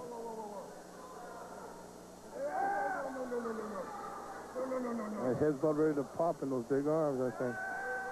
Oh, and he grabs that hair. Referee Harry Higuchi says, Steve Strong in control early in our fourth match here at Rockamania at the Blaisdell Arena. No hope in dope. Oh, there you go. And he puts Steve Strong right down on his knee, and Steve Strong is limping. Mason with a face rake. And a headlock. And I guarantee you that wasn't an open fist. He's got a strong rocker now. Oh, and he's got him right over the rope, the top rope. Oh! That does not feel good. First he choked him with the rope, and then he sent him hard to the canvas. And Skull Mason looking for the approval of the Blaisdell Arena crowd, but they know who to root for in this match. They're not happy with his tactic. Elbow to the back of the neck sends Strong to the canvas. And foot to the back. Skull's picking it up a little bit now. So that posing in strongman tactics at the beginning might have worn a little bit on Strong. Body slam. Off the rope. Oh, my, and he misses. Good morning. How do you do? Skull Mason right on his bottom, but he gets right back up.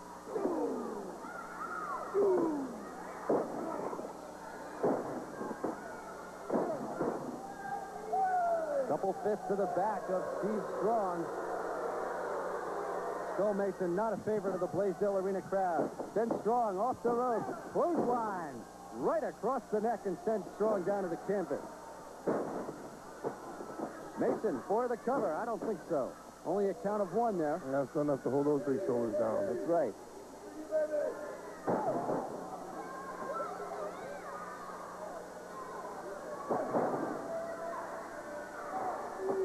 Turnbuckle. Strong into the corner. Man ain't nothing, baby. Yes. Skull Mason yelling to the crowd, this man ain't nothing. As he grabs a big handful of throats. And a reversal, and a body slam, a power slam. That hurts. An elbow to the sternum area. Steve Strong turning it on. Off the rope. Oh, an elbow to the neck. And now the small package. One, two, He's got him.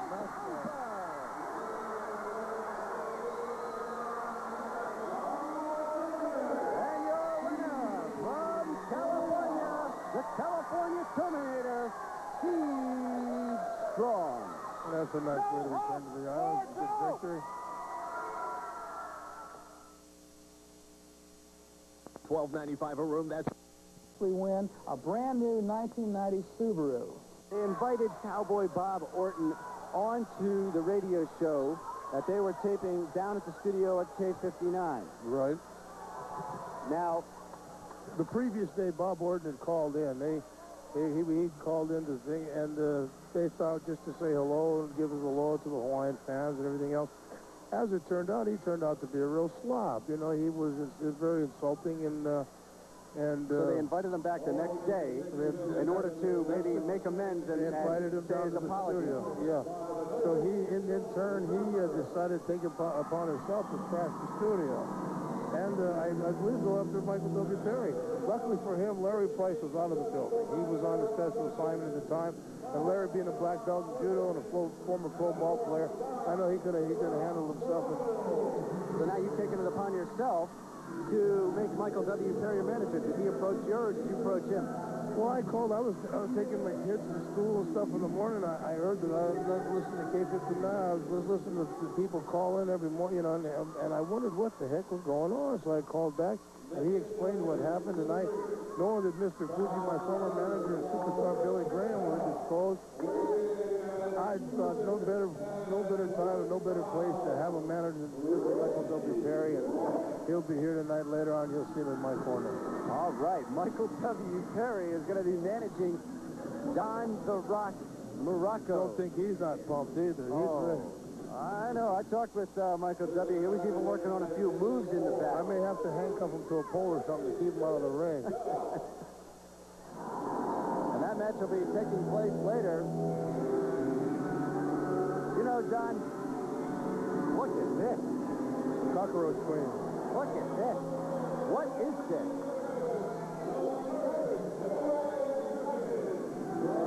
Sexy Savannah has taken off the tights and has donned a dress. She is the manager. My, is she stunning. This match is for the World Pacific Wrestling Heavyweight Championship. There he is, the man with the belt, originally from the Isle of Tonga, now hailing from Hilo on the Big Island, Lightning Low Lenny. And he will be taking on a newcomer to the island, Richie Rich. Standing in the locker room with Lightning Low Lenny, World Pacific Heavyweight Champion. You got a championship match coming up later on the program today. Your comments on that match and No Hope in Dope. Well, right now, lad, I'm not worrying about the person I'm fighting with tonight.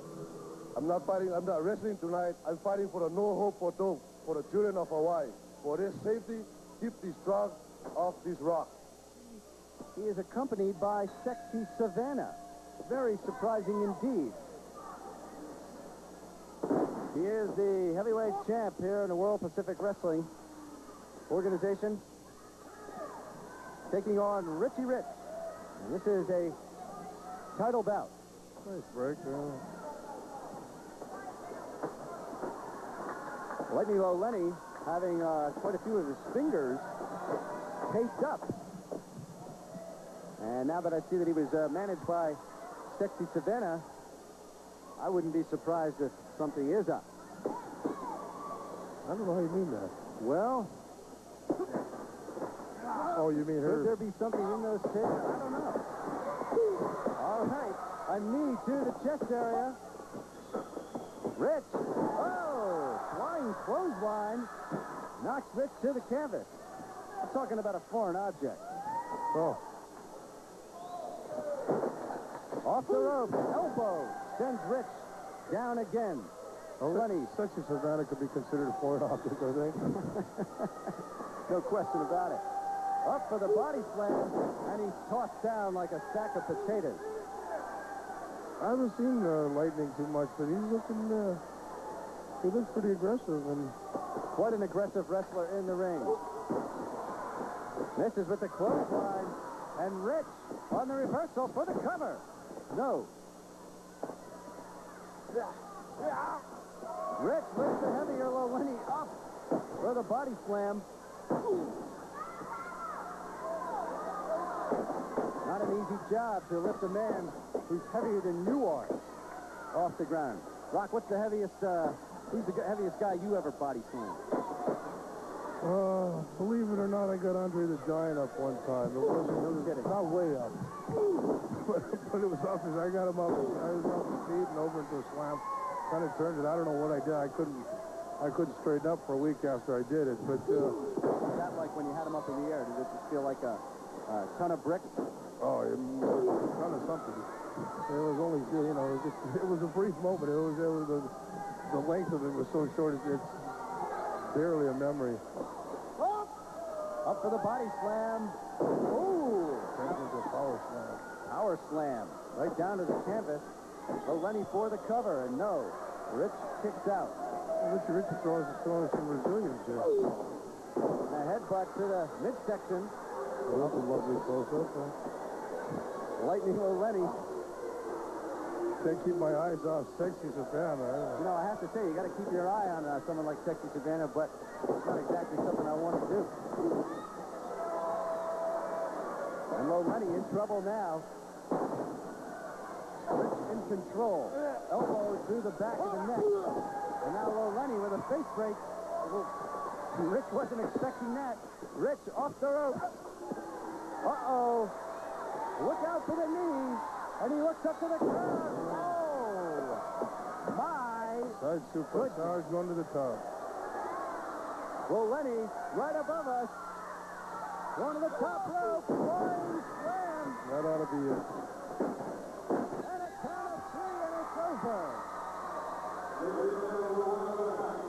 Well, that's the second time tonight that we've seen a flying body block off the top rope that has ended the match.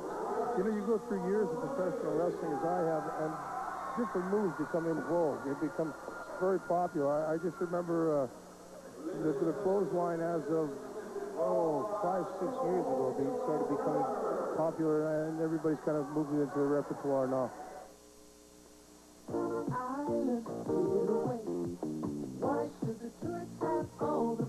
Overnight room and car packages from $55 with airfare $89. Call 922-4400. An island getaway is as close as your phone. Discover Hawaii with Island Getaways. Room and car from $55 with airfare from $89. Call 922-4400 now.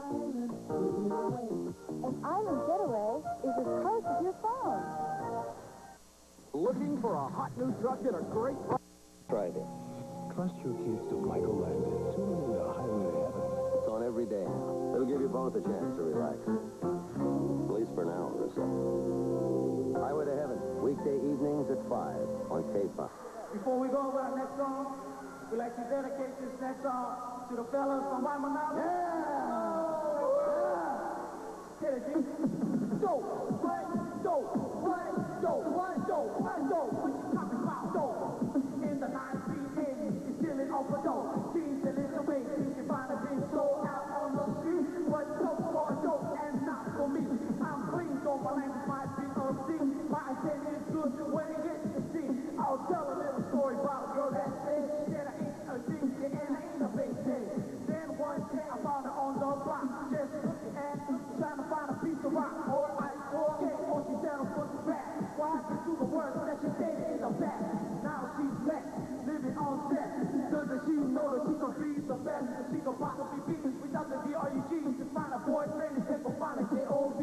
So reason that around me on the M-I-C. Cause dope for dope and not for me. Yeah, my name is D&D, and the key for me is just to have a state of mind and to be drunk, baby, so listen up. Certain things to cope is the truth when I say that the whole is so. Cause drunk is the thing that we're talking about. Yeah, you think you won the battle, but you're losing the bout. And you really don't know that your life's so right. Drunk ain't a choice, it's a game of death. In later of the life, you find out what I mean. It's reality, and it's ain't no dream, so listen up. Cause I'm here to say, it's the truth when I say, drunk no pain. Drunk and fine, little something to say. Man, that stuff don't make today. You should keep back, relax, and have a good time. For me and your group, we go for mine. Drugs are no good, and I'm telling the truth. So I'm spreading the word to my fellow youth. It goes hit to hit and puff to puff. Me and the crew, we don't mess with that stuff. We're all about just busting around. Telling young people, silence the time. That drugs don't pay, and you know I'm right. All the nice young people don't try to fight. The truth, word, let me speak on facts. Me and the crew, we're hard on whack and on stage. We can rock the house, we show everybody what we're all about. Now down, something, what? Violence in general. Like people at night in the cars, and bust in your house to break down your door. Stick a gun in your head and call your mama a hoe. Now how would you like that to happen to you? Your eyes are turned red and your face black and blue. You get my point of what I'm trying to say? I'm telling everybody that drugs don't pay. You live day by by day and not by night. Just listen to your parents and do what's right. To see their lines and to achieve your goals when you're out on the street. Anything goes. So 3D's the name and drug free's the aim. And when we grab that mic and stay off, we hope you all understand that it ain't no game. There's no hope in the dope that we kill in your brain. We really care about what you do. We don't want you to end up a basic fool. Brainless, L with no style, bad breath. Or when you crack a smile, find steam in your eyes, wind in your throat, spending money on drugs and now you're broke. What you gonna do when you graduate? You go to college, you ain't nothing gonna be your fate. Don't end up in county. Yo, that is with the 300 pound of try with you to make kids listen up. Do what we say, sounds scary. We'll clean up your head.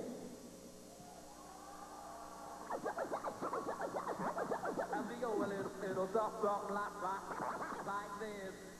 When I talk about the place to be, I'm not talking about old triple C. I'm not talking about anything you can't understand, but I am talking about Colombia, because it's not like Disney. L is grizzly. You get in for such a degree of a crime, and you do the time. And believe me, homeboy, it won't feel fine, because this is reality. And no matter how bad you be, once you lock up for a year or 20, or possibly indefinitely, come to understand, it's no fun cooling in a lava land. Cause it's no fun being in jail when you're young. Oh, word. It's no fun being in jail when you're young. So break it down. Your life as a free man certainly ended. How will you cope and how will you spend it? The time that you got, the one's on a rock. You're only 19 and you're at a stop with no motivation. Your only complication is getting written up by being put in isolation. Hard is the lifestyle, no divorce, wow, low life won't teach you like a child. You fell in your cell, down to hell.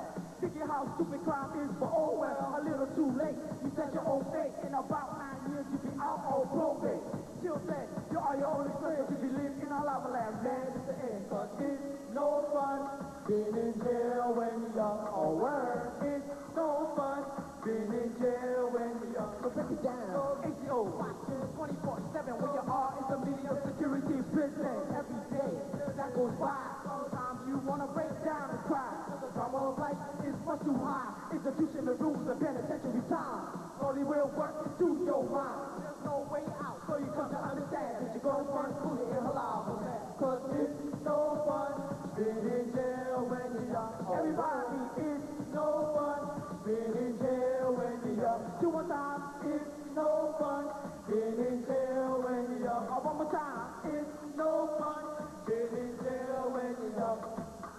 What's up, boys, man? You're about to suck your thing, dog. Hey, what's up with that stuff, man? So tight, you got something to say to them, man? Tell them what time it is. So tight, the mission for the whole big dope rappers is to save lives and help everybody be drug-free.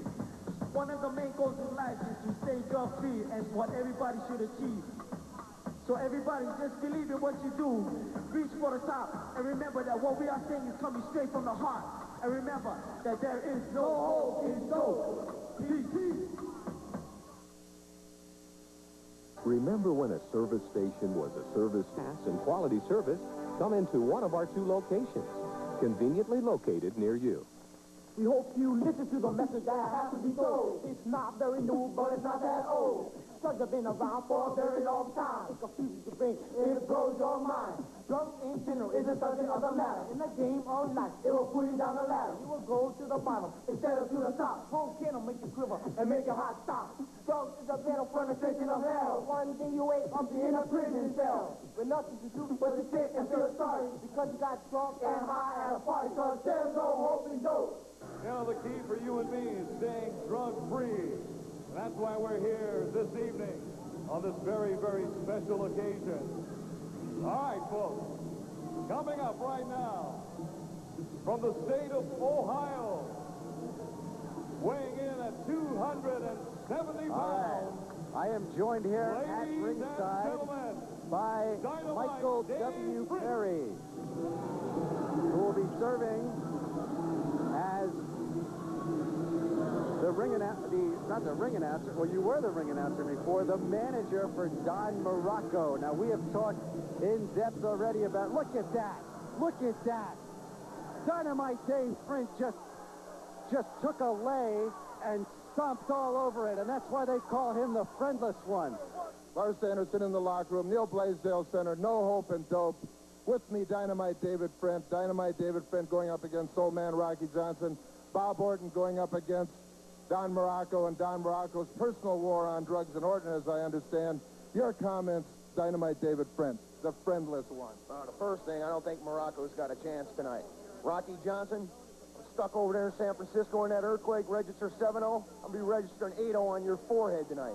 Now, for you kids out there that want to do drugs, it's stupid. Quit it. Everybody. Well, the man has been banished to Cleveland. You can understand a little social pressure there on him. Now, I think him and Cowboy Bob Orton Jr. Might get along, but... Boy, there's a tag team match for you. Wouldn't that be something? Now, here. There he is. He's wrestled in the islands before, and I guarantee you won't see him taking off any legs and stomping all over him. Rocky Johnson. Your comments, Rocky Johnson. I want to say, first of all, Lars, you know, it's a great pleasure being back. I'm just a little bit older and a little bit heavier, but I'm back. It's always a pleasure to be back here to the Big Island. Now, I got a tough match tonight in this Dynamite David Frent. Now, he's a big guy. He's rough, tough daddy, and he's hard to bluff. So I ain't taking anything from him. You understand where I'm coming from now? Now, I just got off the plane. I've been 14 hours flying, but when they say you coming to Hawaii, no hope for dope, and you're going to be wrestling this Dynamite, whatever his name is, David Franks, I said, fine, brother. I got on the first thing that smoked, and here I am. And I just want to say all this. Hawaii has been my home in the past. I'm always looking forward to coming back to Hawaii, and I'm not going to let all my good friends in Hawaii down, Larry. Thank you. All right, so that match is, things are really heating up now. We're getting set for this one. Look at Rocky Johnson. Look at the pecs on that man. My goodness. Dynamite Dave Frent doesn't have a good thing to say about anybody. All the way from Cleveland, Ohio, the friendless one. That's his problem right there, Cleveland. I'm telling you right now. Well, I hope we don't have any transplants from Cleveland listening. I think you might have lost a few fans there. Oh, could be. Well, you never know what kind of tactics that Dynamite Dave Frent might resort to. I know Rocky Johnson, quite a scientific wrestler. Frent starts out with a headlock. I was sure unscientific right there. Oh, what was that? It was a foreign object, and you didn't see it on your screen, but I saw Dynamite Dave Frent throw something outside of the ring. He pulled it from his tights, and you can see Rocky Johnson is clasping his neck, and he is in pain. Dynamite Dave Frent starts out real early with what I said were those questionable tactics. Some sort of sharp object wrapped in tape, and he hit to the neck of Rocky Johnson, and Johnson is still reeling from. Did you happen to see that? I saw a white object, as you said. I don't know what it was. And the fans are pointing to it. I don't believe we caught it on camera. I believe one of Dave Frent's friends, possibly his only one, came over and got it from the inside. I think what it was another person that doesn't have any friends. It could be. There's a whole friendless army out there, from what I'm told. Whoa, right. Rocky Johnson on the turnaround, and he is angry. Look at the teeth. And now Dynamite Dave Frent complaining about a closed fist by Rocky Johnson. You know, in wrestling, you can only hit with the open fist. Your referee for this match is Sam Sampson.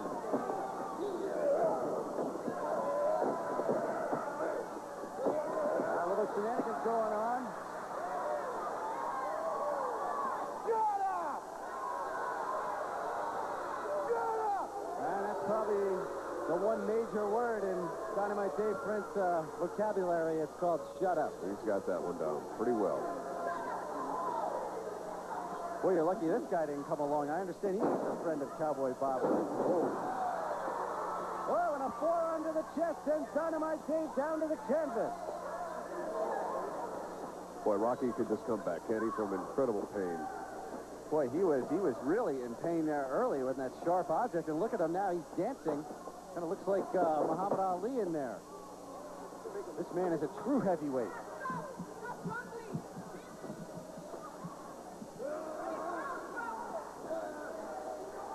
Now Rocky Johnson with the arm.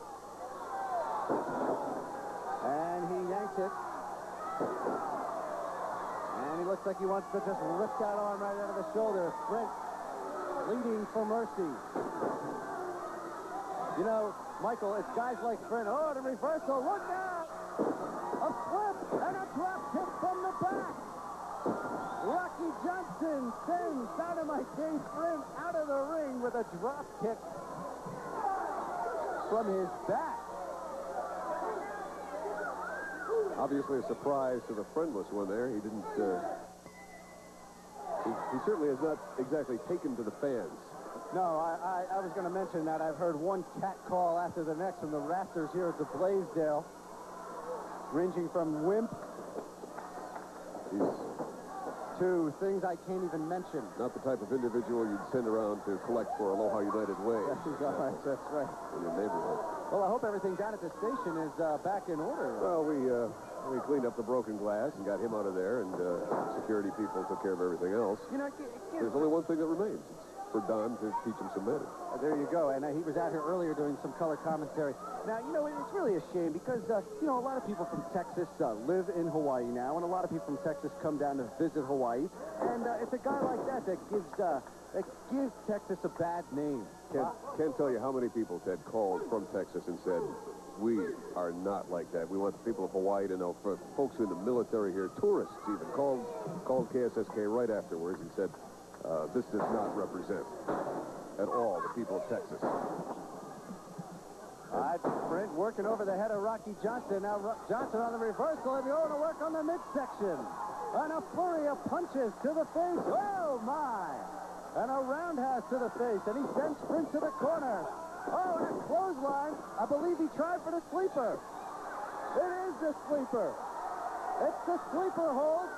Rocky Johnson applying pressure to the carotid artery, attempting to cut the flow of blood off to the brain, and that will cause unconsciousness. And there goes Sprint down to the canvas. He's still conscious. Oh, no. Oh, there the arm is still up. How long it takes would indicate the size of the brain of the individual who's being taken down, wouldn't it, Ted? I believe so. And it's over. It's over. Rocky Johnson does not want to let go. He has knocked out Dynamite Dave Sprint with the sleeper hold. That is very surprising. And there you see Timo Sabe Chiave from KCCN Radio giving a hug to Rocky Johnson. Rocky Johnson's quite popular here, and Dynamite Dave is out. Is anybody going to wake him up? We've got other matches to do. You got to wake him up. That's right. Here he comes, and I guess this is not going to be gentle, folks. Sounds like Rocky is your wake-up call. Not exactly. Not exactly. If I had done something like Dynamite Dave Sprint did to him, this won't be gentle. Rocky Johnson with the sleeper hold, and he is a winner. The chiropractic technique there he's using. And he wakes him up. And Dynamite Dave Sprint is asking, what happened? What happened? You lost. That's what happened, Dave. Come take a look. Come see the difference at Safeway. Here's a tasty Thanksgiving treat. Fresh red garnet yams. Medium size, smooth skin, excellent for baking. A Thanksgiving tradition. Right now, they're just 49 cents a pound at Safeway. And when you're ready to talk turkey, remember that Safeway will not be undersold. We will meet any major competitor on frozen nor best grade A Tom turkeys. Good on TV.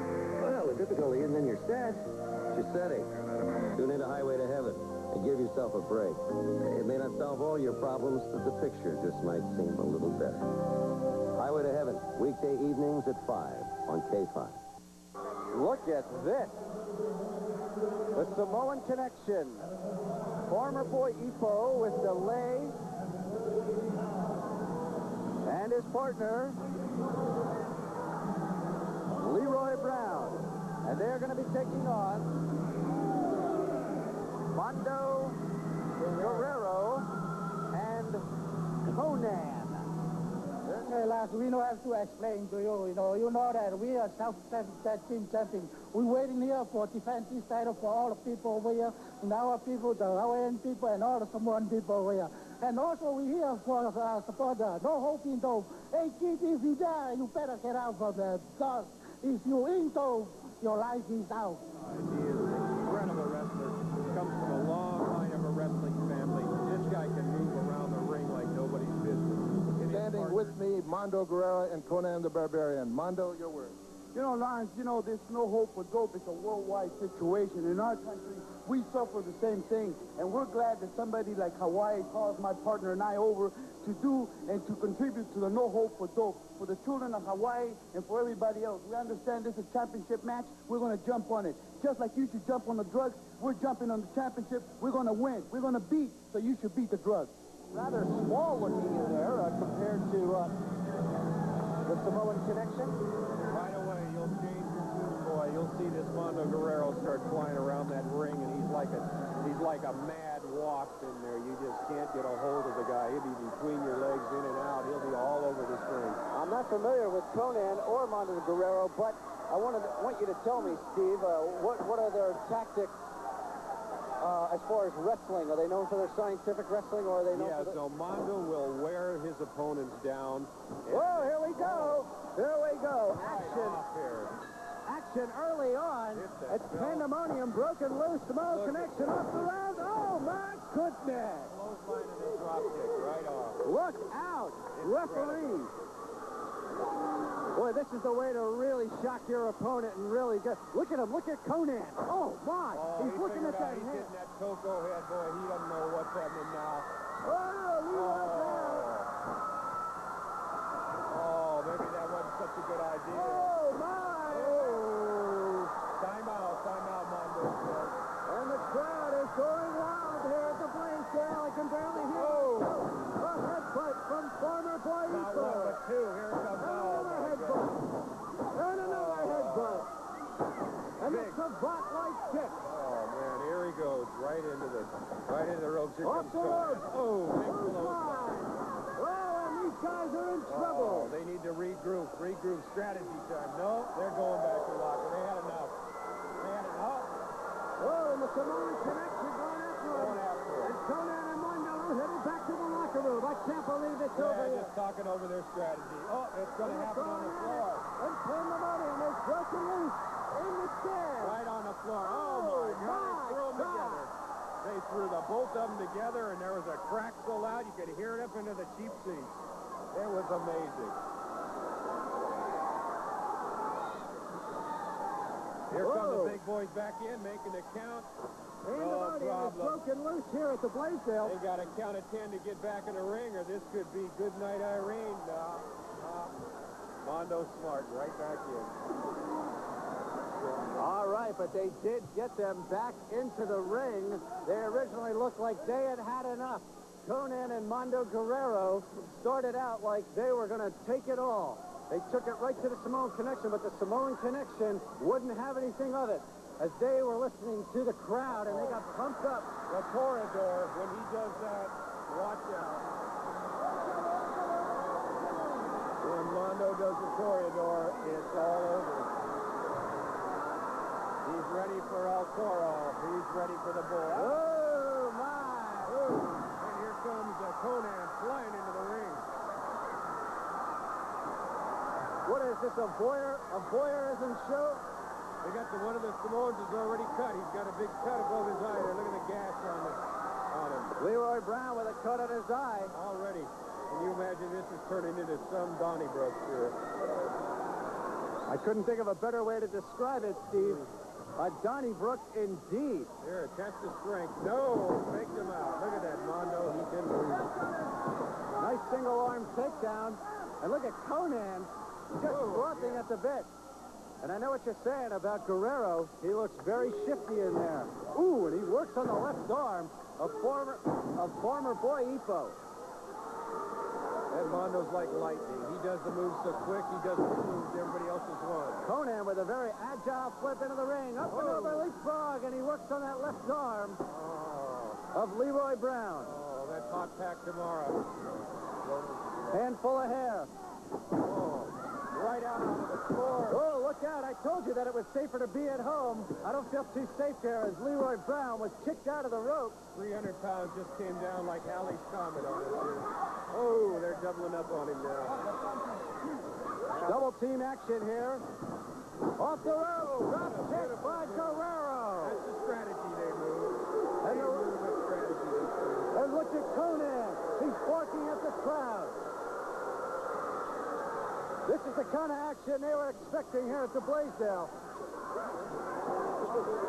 Conan now in control. Former Boipo looking a little shaken up. On a tag made. And he let him make the tag. Leroy Brown in the ring now for the Samoan Connection. And here comes, look at this.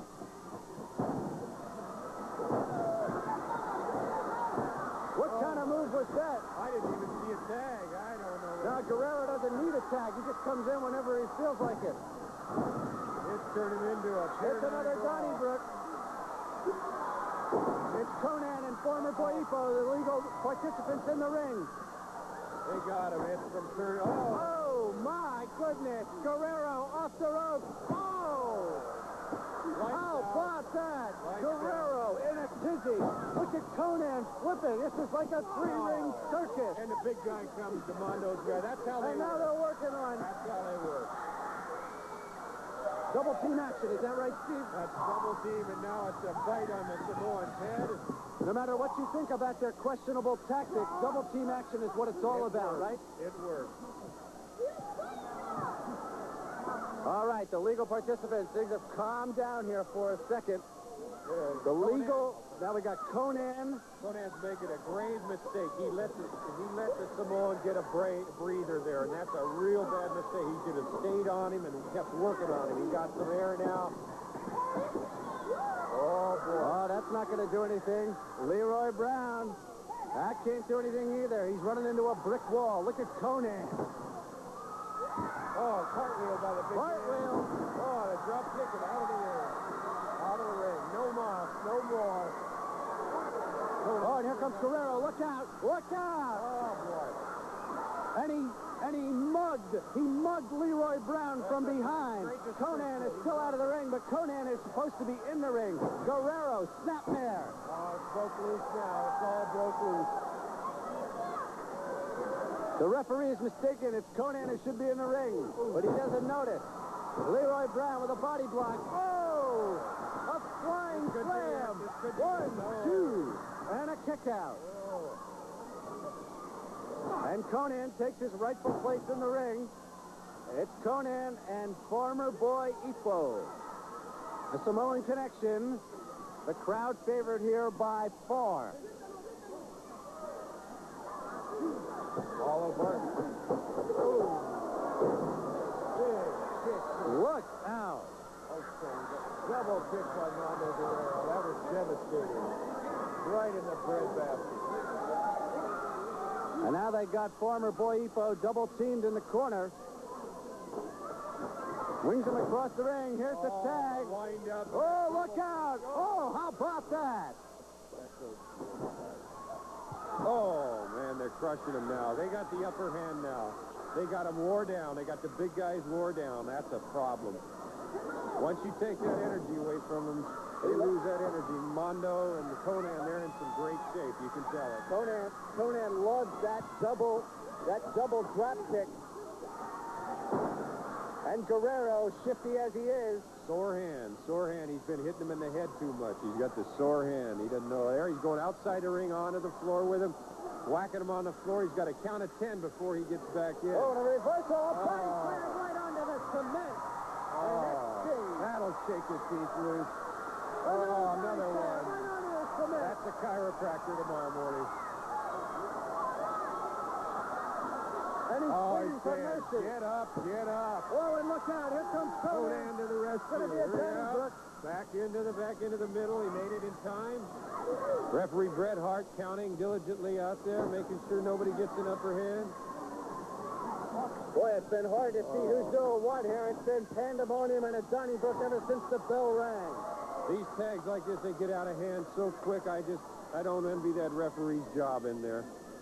I don't envy our job, Steve. We're right in the middle of the action here. We almost got landed on by about 300 pounds of beef about 3 times already. Oh. But here we go. Everybody's in the ring now. We got a do-si-do going here. This is a major square dance taking place here. Guerrero and Conan going What happened here? Oh! What a smart move that was. And look out for this! Whoa! Oh, my goodness! He gave him a boost about up to the top of the lights there. Conan boosted him up there, and he jumped right on Farmboy. And look out, Conan on the top rope. A flying slam. Beautiful. And Leroy Brown is in trouble. These guys, no matter what you think of their tactics, they are exciting. They work together, and here it comes. I can see a backflip coming there. Oh, my! Oh, and he a flies out of the ring. A beautiful tiger leap onto the floor. Mondo Guerrero flew out of the ring. Side and a side suplex by Conan. And 1, 2, 3, it looks like to me. I think this is... These guys are awesome. The fat lady can sing right. He's wrapping him up into a... wait. He just about got Conan it. He's asking him for a submission. Oh, and here comes the belt. Former Boy Ipo with the belt. With the belt. And he hits Guerrero. And he hits Conan. And the referee, and now he hits the referee. And that's a disqualification. That's a DQ anytime there. That's it. But he hasn't asked for the bell to be run. No. I think Mondo's bleeding too. I think that bell, not right in front of us. No. This is too much. No. I can't believe it. The Samoan connection with the belt that they hold. They throw the ref out. They throw Guerrero out. And that's got to be it. Oh, no. On the floor. And it is it. And they get their dukes up. And the referee puts up the dukes. They got Conan in them. Oh, boy, this is too much. They use those belts right on them. And when they shove the referee, that was a big mistake. And it is over. And your winner is Conan and Mondo Guerrero. However, they will not take the belt. No, it's not a disqualification. They cannot get the belt on a disqualification. Oh, and look at the Samoan connection. I can't believe it. And there goes the referee again. He throws the ref out again. I've never seen it. Steve, I've never seen the Samoan connection act like this. They should take the belts away from it. It's disgusting. I can't believe it. Unbelievable. And look at former Boy Ipo. That's too much throwing that referee around like that. That's too much.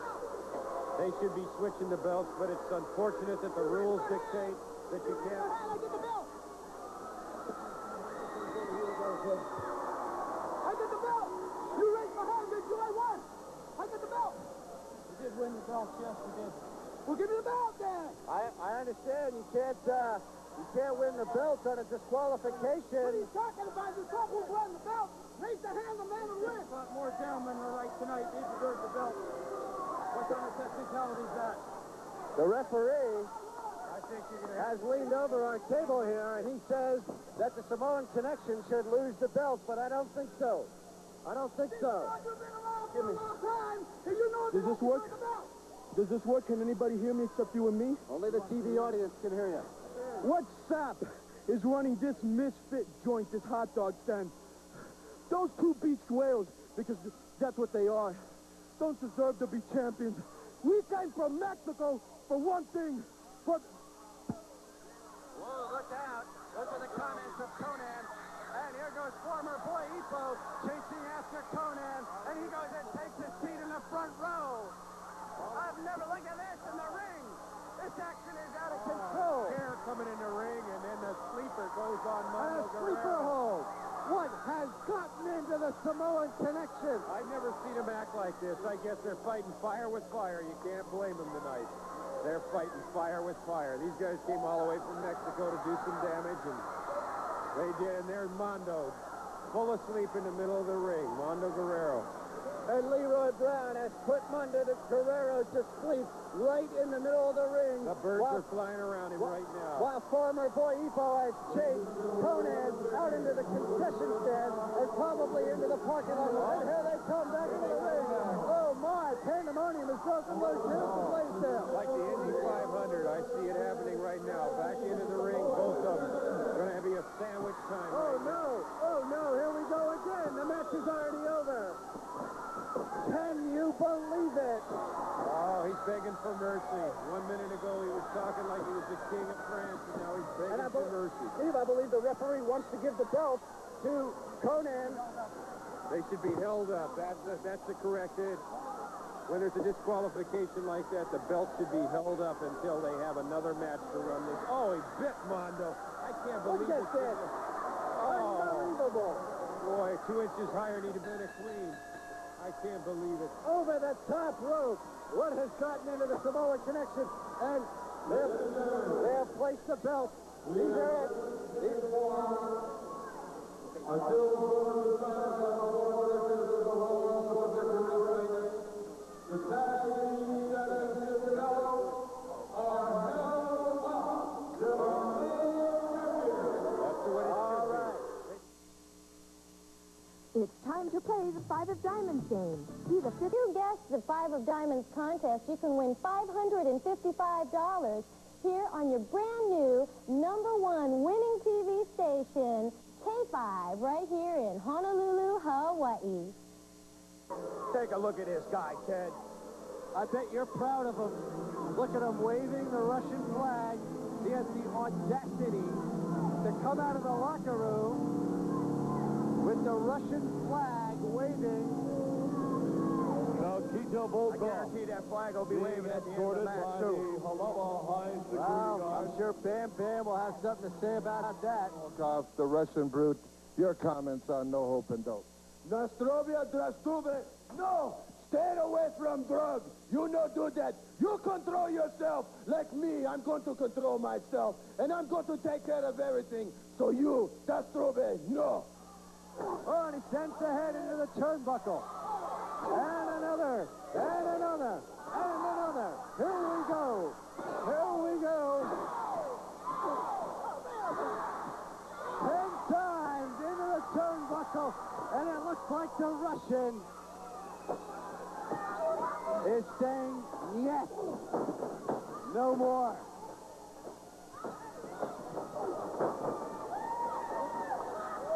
Bam Bam in control now. Oh. And just See that? The Russian was bluffing him. Bam Bam wasn't smart enough to see it. Gotta make sure You weren't smart enough to see it either, Ted.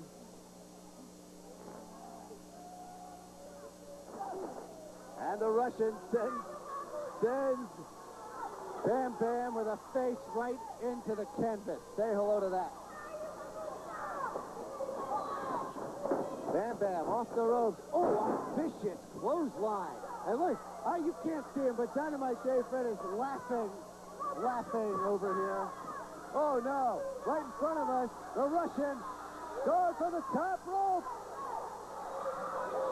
Going to stay on the second rope. Off the rope. Ah, and he misses. Who's got the brains now, Dynamite? Shut up, Ted. That's one of the key words. Oh, Who's got the brains, Ted? Oh, boy. Bam Bam coming off the rope and gets a knee fall in the midsection, and that could be it. 1, 2, 3, but he was up. I don't believe it. Even though the referee said to ring the bell, a lot of controversy. You saw right here, Dynamite. I have to agree with. I know you're shaking it. I have to agree with you. But Bam Bam's shoulders weren't even down. The Russian was supreme, and he took the match fair and square.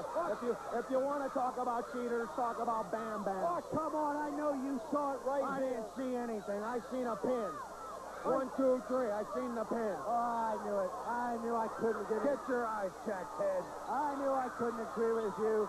The winner here is Nikita Volkov, a distant cousin of... Oh, what is that? What is that? What is the decision from the referee? I don't understand. He now I just don't see how he now raises the hand of Bam Bam. What's the decision? Can we get I'd appeal this. We get a decision here? What is the reason that you raised the hand of Bam Bam? The Russian had his feet on the ropes, and that was... So he's disqualified. So he is disqualified, and I award the match to Bam Bam.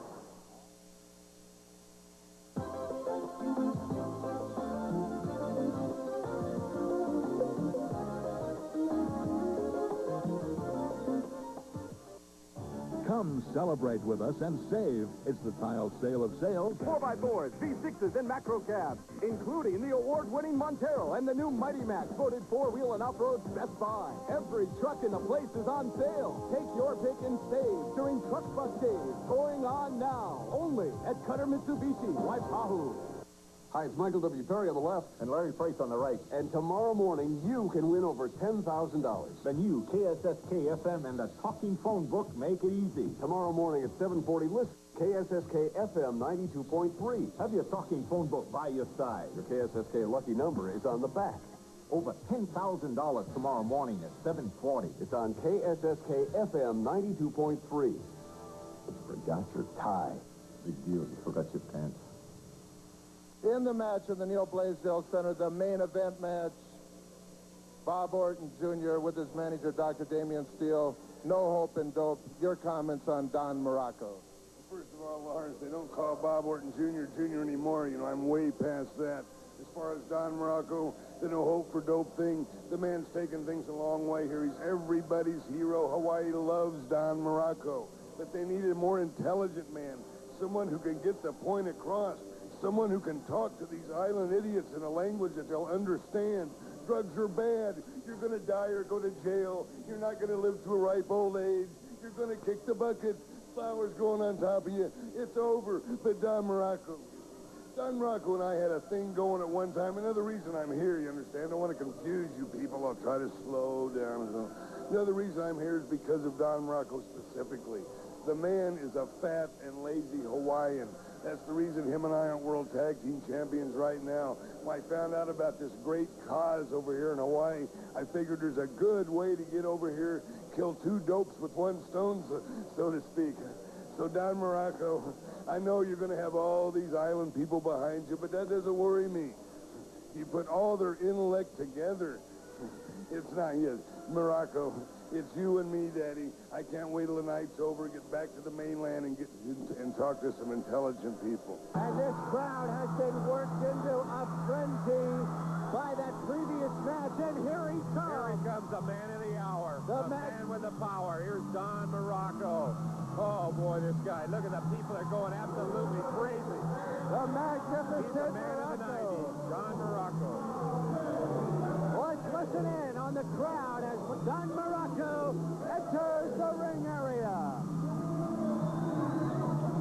You think a superstar known throughout the world of professional wrestling. The man who was late in Ka'anoi, in the help of promoter Leo Maivia, has started his own personal war on dope.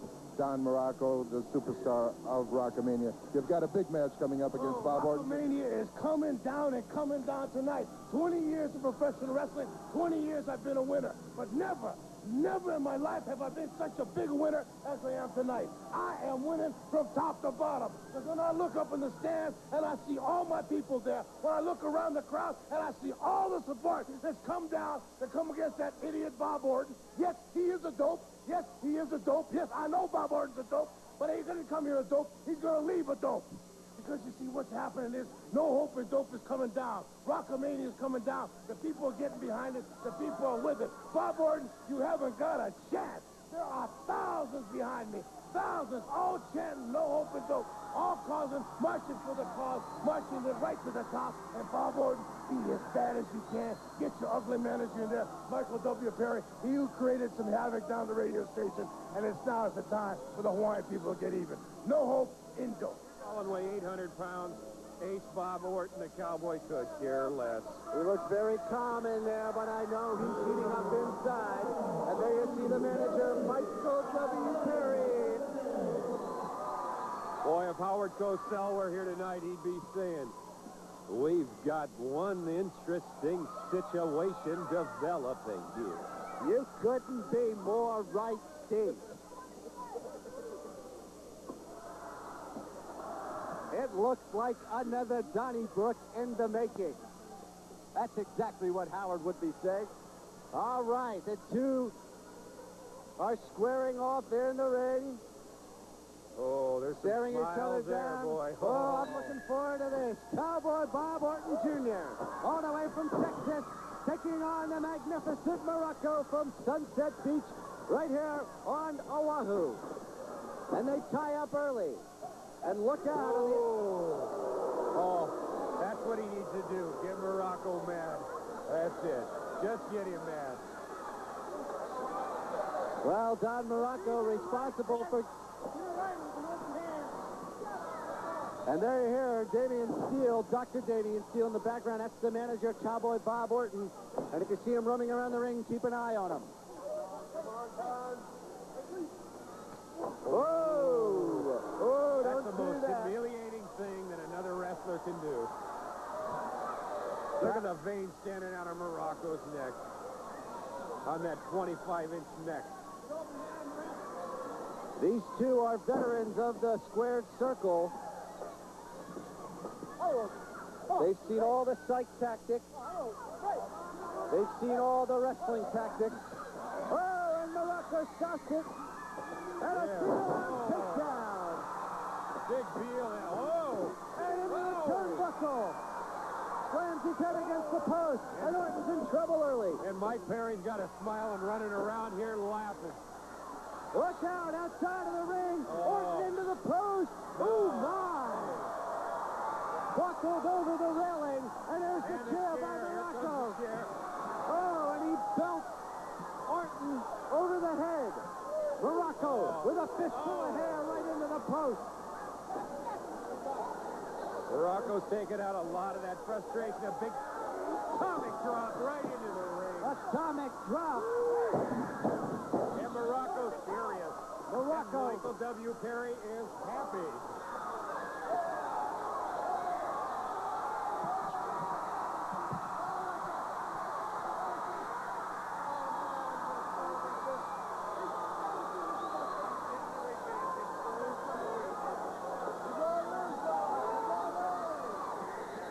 Wishing he's eating those words. That's right. It's unfathomable. The Rock. The Rock is back, man. That's the voice of Leighton Kahanoe, the man who sung the national anthem with all his heart, and the man who is responsible with Don Morocco. Oh, how about that? A little foot stomp for the manager, right on his pinky fingers. That was it. How you like the Hawaiian people now, brother?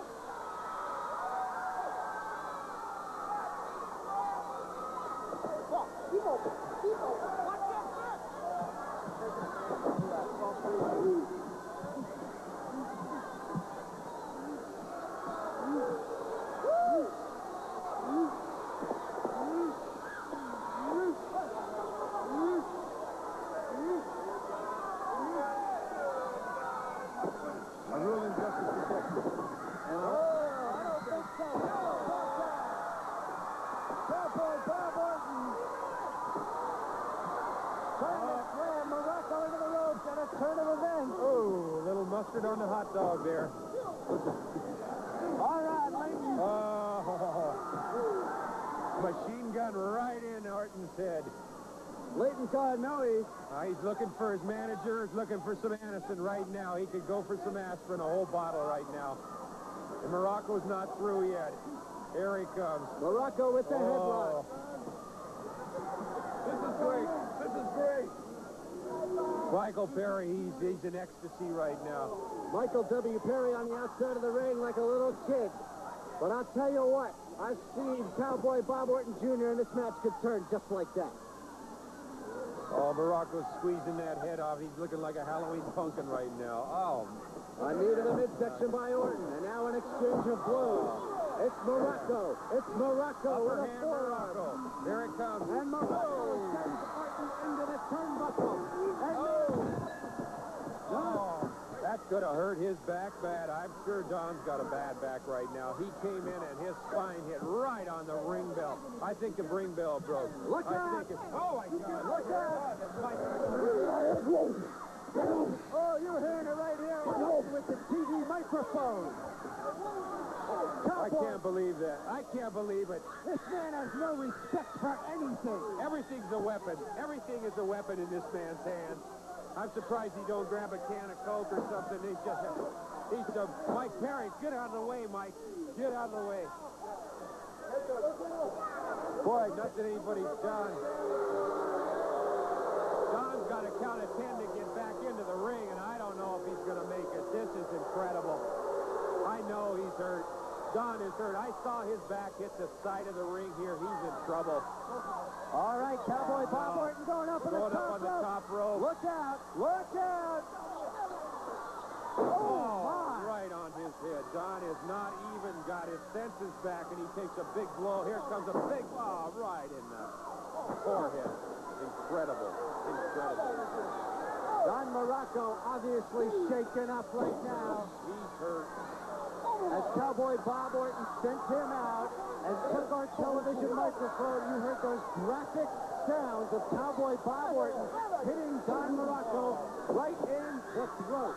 And Don Morocco is down on the canvas right in front of us, and he is in pain. Obviously, writhing in pain right now. You can see Morocco. His eyes are rolling around in his head. One's going north, one's going south right now. Steve, Cowboy Bob Orton has a big smile on his face. He just loves doing split This guy is ruthless. He's a vicious man. He takes pleasure in being vicious. He's sadistic, this Orton. Oh, right into the midsection, a big knee in the ribs and the short rib. What makes Cowboy Bob Orton so tough is he's so methodical. He just loves to go at it at a slow. The more pain he sees, the more. Look at his face. He's got a smile. He's got a maniacal smile on his face right now. Look at that. This guy is sick.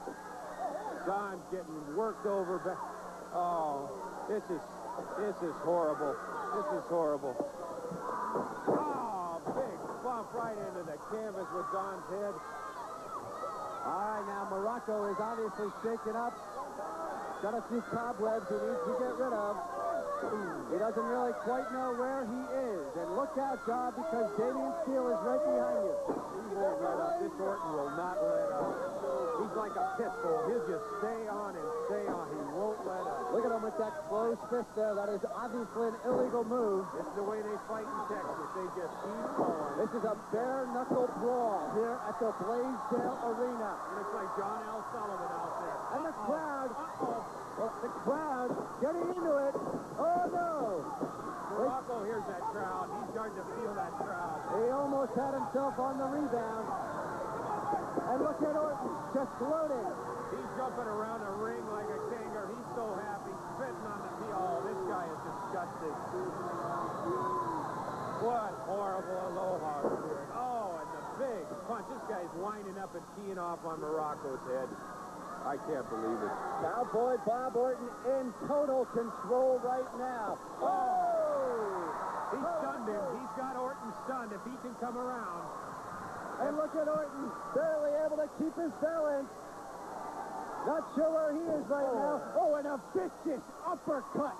A vicious uppercut, the likes of Mike Tyson right there. Oh, big elbow. Bare knuckle. Big elbow. Bare knuckle uppercut and an elbow right to the head, and Morocco is out on the canvas. There is some daylight for a second. Uh-oh, look out.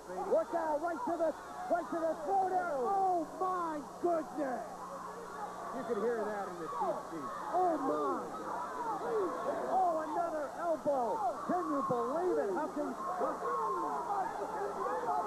much can one man stand? I don't think Morocco can come back from that. That is a vicious series of elbows. And now they go outside of the ring. And Orton's got him. He's going to pick him up to the atomic drop right on the barrier. Don Morocco's going to be a soprano later on. Later on? How about right now? This is really horrible. How can he do that? Cowboy Bob Orton inflicting incredible punishment on the magnificent Morocco, and he has got this crowd incensed. Somebody call 911. I think Morocco's in trouble. Michael W. Perry there, the manager of Don Morocco. Listen to that crowd. They're psyching up, Chad. They're psyching up. They're stamping the floor. The crowd is getting into it now, trying to get Don Morocco back into this match. He has been down and out for some 10 minutes now. Cowboy Bob Orton holding on to that neck and maintaining control of the match. Michael W. Perry urging the crowd on, much to the chagrin of Damian Steele. And Michael W. Perry and Damian Steele going having some words outside of the ring. I think they're screaming no hope and dope. I think I hear that. They're screaming no hope and Bob Orton, that's for sure. And here comes Morocco.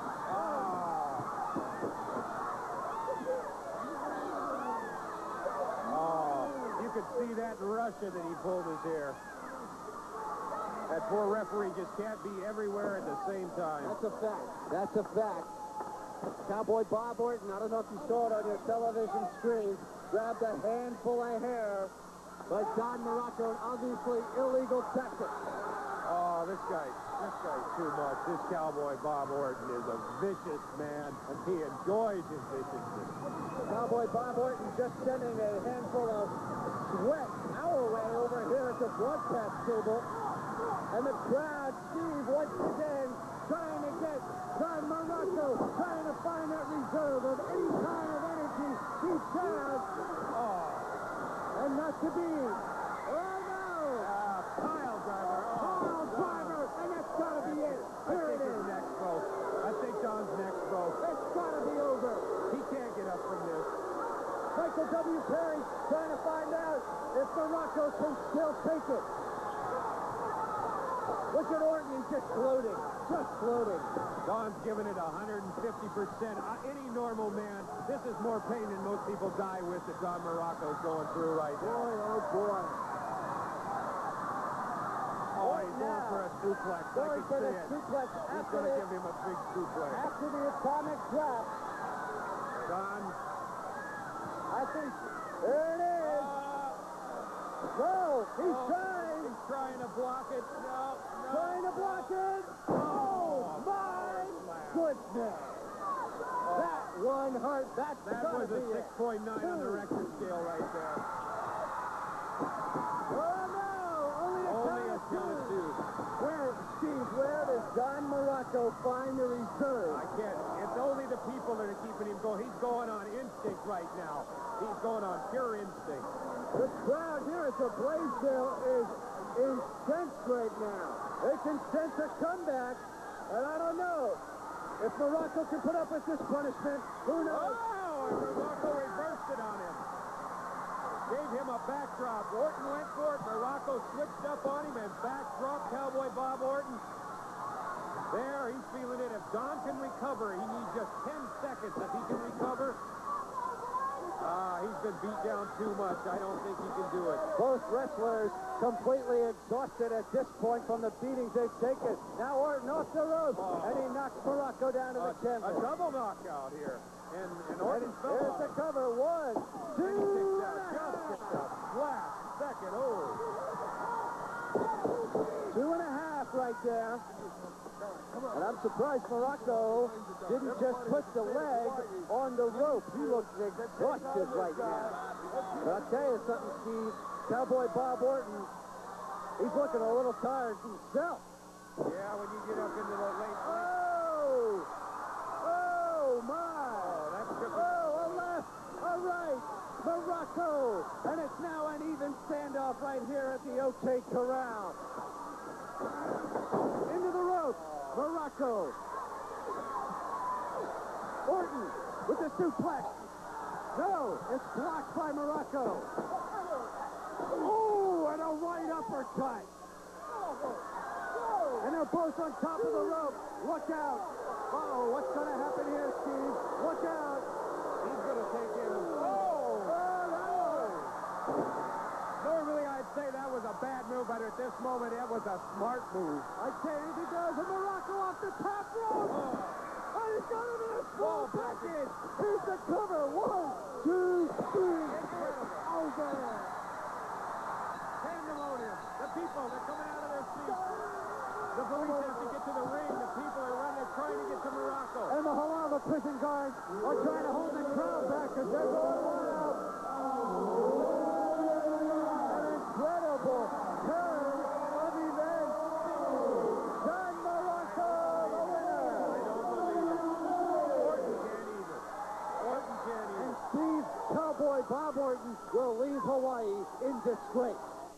Let's hear from Don Morocco. Most of all, I want to thank all you people coming here tonight to support the No Hope and Dope. Is what this program's all about. Because as easy as it was to get rid of Bob Orton, we can't get rid of drugs off our streets. As easy as it is to get rid of low-life slime, another one will come right back crawling in. That's why we're all here. That's why we owe it all to you. You can look right next door to your neighbor and say thank you. Thank you for coming down. Thank you for supporting No Hope in Dope. Thank you for getting drugs out of Hawaii. Thank you for keeping my children and your children clean. Because that's what it's all about. This evening's K5 presentation of Rockamania has been sponsored in part by the Cutter Team, Hawaii's driving force, where all roads lead to the Cutter Team for the best. And by Celebrity Tuxedos, more than just a look. Hawaii's largest tuxedo company with 4 locations. Selection and quality to serve your needs.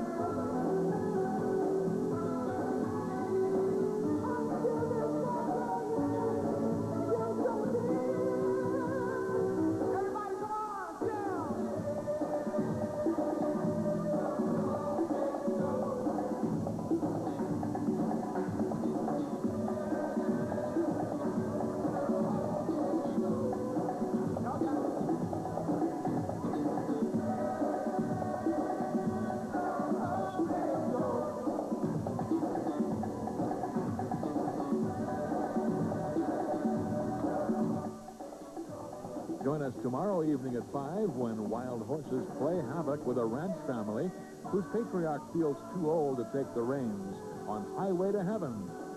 And paradise awaits you next in the K5 movie Waikiki.